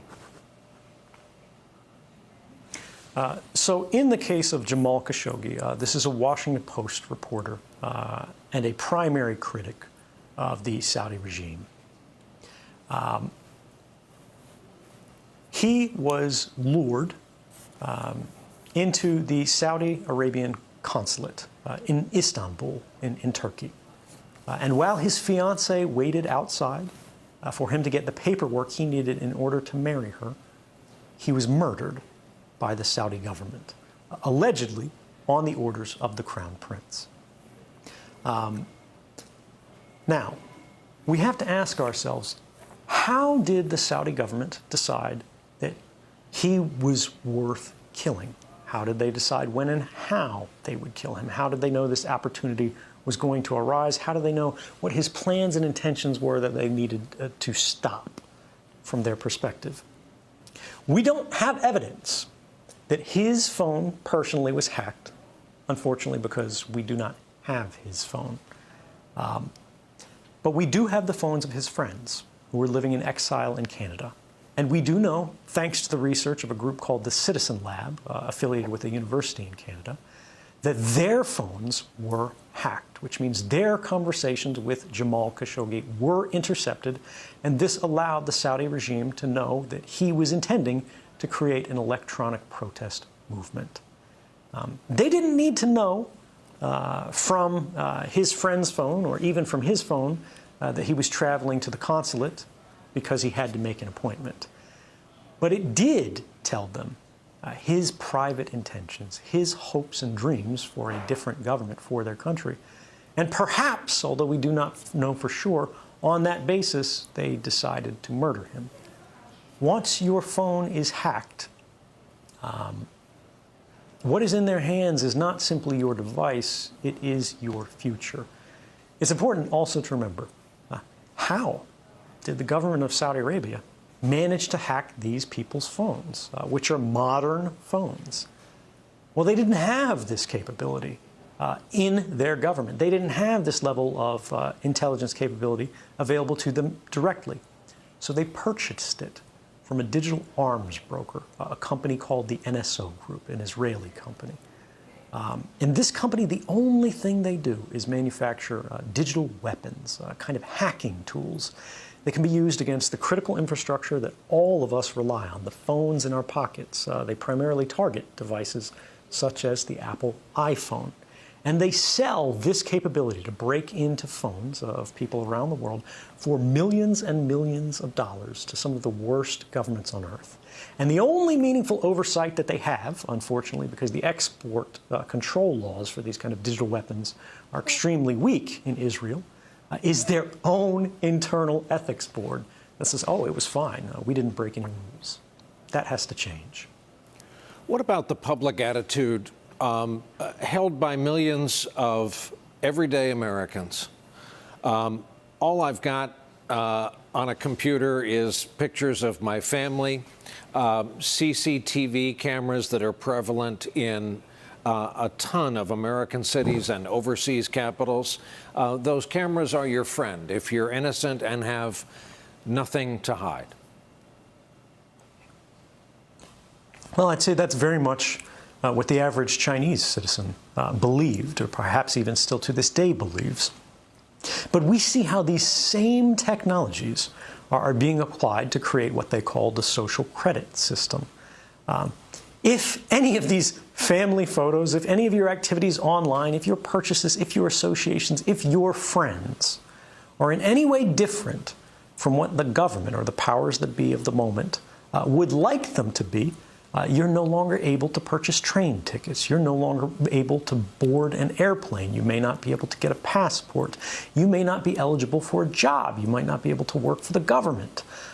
All of these things are increasingly being created and programmed and decided by algorithms.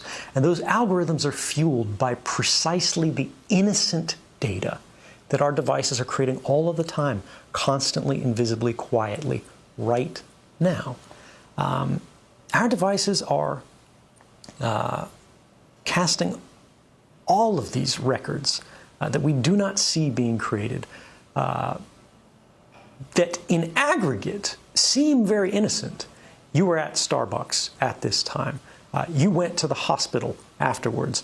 You spent a long time at the hospital. After you left the hospital, you made a phone call. You made a phone call to your mother. You talked to her until the middle of the night. The hospital was an oncology clinic. Even if you can't see the content of these communications, the activity records, what the government calls metadata, which they argue they do not need a warrant to collect, tells the whole story. And these activity records are being created and shared and collected and intercepted constantly by companies and governments. And ultimately it means as they sell these, as they trade these, as they make their businesses on the backs of these records, what they are selling is not information. What they are selling is us.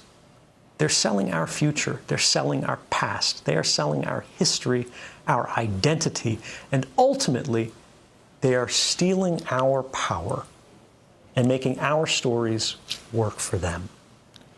What devices do you use in your life now, and have you accepted the notion that you are watched rather constantly? Well, probably every intelligence in the world is definitely targeting me and trying to learn anything they can, just as they did with Jamal Khashoggi, in regards to what are my plans and intentions.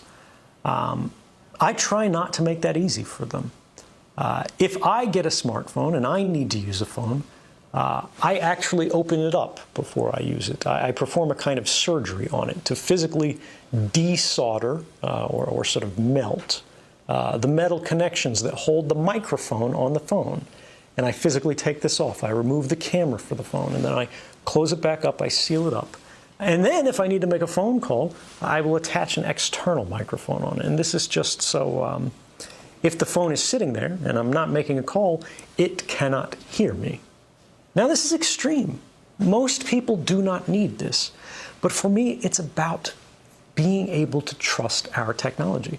My phone could still be hacked. My laptop could still be hacked. And just as I told you before, the same principles apply to me. If it is hacked, they can do anything to the device that I can do. So my trust in technology is limited. But just because that's how it is today doesn't mean that's how it has to be. And a large majority of my work with the Freedom of the Press Foundation, where I serve as president of the board, is dedicated to trying to make technology more secure, to try to create programs and protocols by which we can make the communications of sources and journalists more confidential. Because if we lose the confidentiality between sources and journalists, we lose access to those essential facts that let us understand what's happening in the world. And unfortunately, under this White House, just like under the prior White House, we see the sources of very important stories that have advanced the public interest facing retaliation from a very angry government. I believe it's in the first half of the book, and I'm paraphrasing, you come out and just say, the computer guy knows everything, or at least he should. What part computer guy are you, were you, and what part trained spy? Well, for the vast majority of my career, I was what was called a systems engineer or a systems administrator. An administrator sort of maintains and expands a system that they have inherited And a systems engineer sort of develops new projects, new capabilities for these systems roles. What this means, in short, was that all of the systems that the NSA and the CIA that I was put in charge of, I had total access to. And this is just what happens with a systems administrator. When you think about a computer system, who gives someone else access? Well, someone has to be the original authority that has access to everything. That was me. And so I would say the computer guy knows everything. That's not a boast. That's simply the way these systems are designed. That's the way they're structured. And this is very much a vulnerability, because it means that you have to trust this administrator will work to the good of the users. But what happens when the people using that network, the people constructing that network, are going against the benefit of the broader society? And this put me in a very interesting kind of conflicted position. I could do what the NSA wanted me to do, or I could do what the Constitution of the United States, the public of the United States, needed me to do, which was report that my agency had broken the law. Do you regard yourself as a journalist these days? I'm not. I have tremendous respect for journalists, but I try to keep a distance, particularly in this moment where so much of journalism is coming under attack. Because the government has a tremendous incentive to discredit me, to make people distrust me. And so if I hold myself out, if I start reporting stories, if I start talking to sources, if I try to start advancing what the public knows on a personal level, my reputation could sort of poison the well. Instead, I keep a distinction. What I do is I try to aid the work of journalism, but I'm not myself a journalist. Your book is highly personal. Tell us about the price your then girlfriend, now wife, paid for your actions, and how you feel she was misportrayed in the eyes of the world when we got that first kind of thumbnail sketch of who she was. So in the wake of the revelations of mass surveillance in 2013, this was suddenly the world's biggest story. In every country, they were talking about the same thing. And unfortunately, that meant that everyone who was connected to me in some way, they were also talking about, because they were trying to say who I was, where I came from. And this unfortunately meant that Lindsay, my lifelong partner, was intensely investigated, both by the FBI in the United States. She didn't know what I was doing. I could not tell her what I was doing, because if I had, they would have said she was an accessory to the crime. They would have said she was part of a criminal conspiracy, so long as she didn't immediately pick up the phone and say, help, help, someone's talking to a journalist. And so this meant that I couldn't tell her. She learned about what was going to happen the same way everybody else did, or rather what is happening, the same way everybody else did. She saw me on TV, which probably makes me the worst boyfriend in the history of the United States. But she stuck by me, and we are reunited and together today. And I will never be able to repay her for the faith that she's shown me. But the media had a tremendous amount of salacious reporting. When they realized that she taught pole fitness classes, which are quite popular for women these days, they called her a stripper, even though she's never been one. Even though she's a poet, even though she's a photographer, they sexualized her. They focused on her body. They focused on her image, because that's what got attention. She's a much more complex and deep figure than the media ever gave her credit for. She is more brave than anyone can possibly understand. And she's more political and intelligent than any of these reporters at the time could appreciate. Her politics, in fact, influenced mine. And I'd like to think I learned as much from her, or perhaps even more, than she ever learned from me. You paint a portrait of what some of us knew, and that was that you were a thoroughly American kid in your upbringing. You wake up every day in Russia. You go to sleep every night In Russia, are you actively seeking to get out? Are you, as has been reported, looking for asylum elsewhere? Well, this is not an actively seeking. This is not a new thing. And this is important history, especially for those people who don't like me, for those people who doubt me, who have heard terrible things about me. It was never my intention to end up in Russia. I was going to Latin America, and my final destination was hopefully going to be Ecuador. When the United States government heard that I had left Hong Kong, where I met the journalists, they canceled my passport. They gave press conferences about it, which meant I wasn't allowed to board my ongoing flight, which was going to take me to Latin America.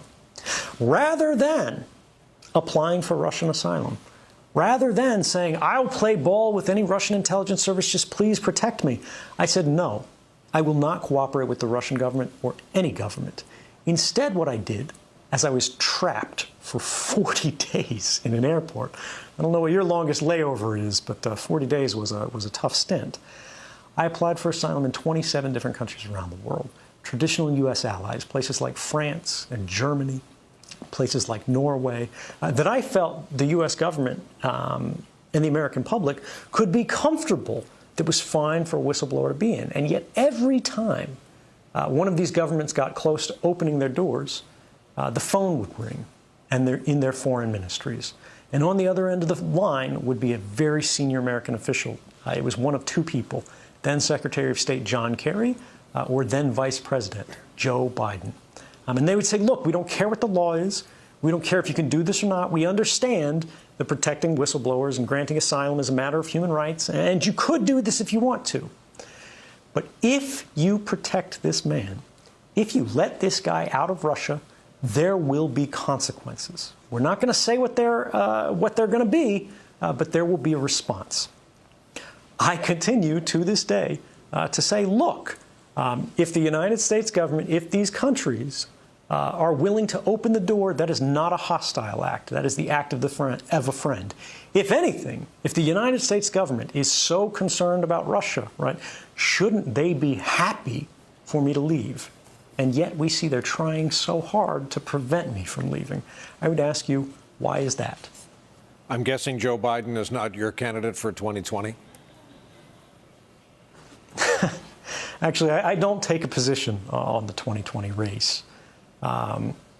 Look, it's a difficult position, being in the executive branch. It's a difficult position, being in power, and you have to make unpopular decisions. I would like to think, having seen now in 2019 that all of the allegations against me did not come true. National security was not harmed as a result of these disclosures. But they did win the Pulitzer Prize for public service journalism. The laws were changed as a result. The courts said these programs were unconstitutional. We live in a safer and more secure world because the internet is safer and more secure as a result of understanding these common vulnerabilities, which not just U.S. intelligence agencies were exploiting, but our adversaries were exploiting. When we close these holes, we do not become more vulnerable, we become more secure. In 2013, it's fair to say, some of these officials, some of these candidates could go, oh, the intelligence services are saying this guy's dangerous. They're saying this is a risk. They're saying this shouldn't have happened. In 2019, we can see that no evidence has ever been presented that the public understanding mass surveillance is real has caused any kind of harm whatsoever. No one has died. No terrorist attacks have succeeded because we knew about this stuff. These programs work regardless of whether or not you know about them. But we have seen the public benefits substantiated year after year after year. And so I'd like to think these people would reevaluate their position. You know, there are government officials who would push back very strong on your assertion that national security was not harmed. You chose not to stop with your revelations at what was being done to Americans, and you got into America and its allies and perceived enemies. When we're looking at the reports that were published in 2013, it's important to understand I never published a single story. The number of documents that I revealed is 0. What I did was I collected an archive of material showing criminality or unethical or unconstitutional behavior on the part of the United States government. I provided this archive to journalists who were required as a condition of access to this material not to publish any story because it's interesting. They could publish no story simply because it's newsworthy. They were only allowed, so far as the agreement went, to publish stories that they were willing to stand up and say were in the public interest to know. And this is not some crazy fly-by-night organization. These are newspapers like the Washington Post, like the New York Times, like the Guardian. And in every case, this process was followed. Now, as an extraordinary check on top of this, in case I went too far, in case I collected a document that was too hot, or I misunderstood things, or the journalists misunderstood things, the journalists were further required to go to the government in advance of publication, and they were required to do this at my request and warn the government. This is the story that we're going to run. This is what it's about. This is what we're going to say. So the government could argue against it to create an adversarial check on what the journalists and I were trying to do, to reconstruct the system of checks and balances in the United States that had itself failed in the government. And because that process was followed so scrupulously, that's why I am so confident that no harm happened, no harm occurred. Now, if there are those in the government that say harm took place, if there are those in the government who say people have died, I ask you this: why haven't they proved it? You know better than anyone, Brian, that these government officials are more than happy to pick up a phone and make a leak to the New York Times every day of the week. If they had some evidence that somebody was hurt, if they had evidence that a terrorist attack got through because of this journalism, it would be on the front page of every newspaper in the world. And despite 6 years of history, that's never happened. Describe your life today. What is every day like? How are you supporting yourself? And as a simple equation, if the Russians have reached so effectively into our lives and our electoral systems, they must be all over your life. So that was several different questions. But yeah, I'm sure the Russian government is trying to spy on me. I'm sure the United States government is trying to spy on me. Everyone's trying to spy on me. The thing is, I don't cooperate with them. My allegiance is to my country. My allegiance is to my Constitution. Now, in terms of my daily life, it's actually pretty ordinary, which is to say it's not so interesting. I've always been something of an indoor cat, right? I'm not going to nightclubs and partying. My life since I was a child has always been mediated by a screen. That's by choice. So not much actually changes in my day-to-day, whether I'm living in New York or Berlin or Moscow. In terms of my work, which a lot of people are curious about, this, I think, is a polite way of people asking, do you work for the Russian government? Do you accept money from the Russian government? You know, are you living in Russian government housing? Are you in a bunker? Are there guards? And of course, the answer to all of these is no. No, I'm not. What I do for a living is speak professionally, and now I'm actually an author. I have a speakers bureau. It's called the American Program Bureau, and you can call them and you can book a public event. I speak at universities, I speak at corporate events, I speak at cybersecurity conferences to talk to people about what is happening on the internet, what is the future of surveillance, and how can we protect ourselves. I'm very fortunate to have had that opportunity, and it's meant that I've had a quite comfortable life in quite a difficult position. The former White House aide, H.R. Haldeman, left us with an expression for the ages, and when he said, you can't put the toothpaste back in the tube. For Americans who feel that this is just a behemoth, that there's no way they could have any control over it, for Americans who long ago decided we're just going to have to live with this surveillance, how could it possibly be receded or rescinded or stopped? We can stop a program. We can thwart an attack. We can make a device more secure. But as you imply, the system is still there. The institutions and agencies and companies that produced these attacks, that are creating new methods of spying every day, will still be there. The fundamental change, not just in the United States, but around the world, that has to happen is we have to stop thinking about the limitations on how data is used as data protection regulations. Right now, when we talk about what Google and Facebook are doing, right now when we talk about what the NSA is doing, right now when we talk about what rival governments are doing, what the Russians are doing, what the Chinese are doing, what the North Koreans and the Iranians are doing, we're constantly thinking about, all right, this data has been collected and these companies have it. How do we regulate their use? Regulating the use is a mistake. We should do that, but that's the wrong focus. It is the collection of data that is the problem. When you start trying to regulate use, you're going, the collection has already happened. The collection was already legal. One of the fundamental flaws in U.S. privacy legislation is the fact that we are one of the only advanced democracies in the world that does not have any basic privacy law whatsoever. We have the Fourth Amendment of the Constitution, which is the reason that I came forward. But that restricts what the federal government can do. That restricts what the state governments can do. It doesn't restrict what companies can do. And as you know, as everybody knows, these companies are playing a bigger and bigger part in the world today. We have to say, all of these records that they're creating about all of us, all of this control that they're developing from these surveillance programs, whether they're saying they're doing it for targeting advertisements or whether they're doing it for targeting killings, these records belong to the people that they are about, not to the companies.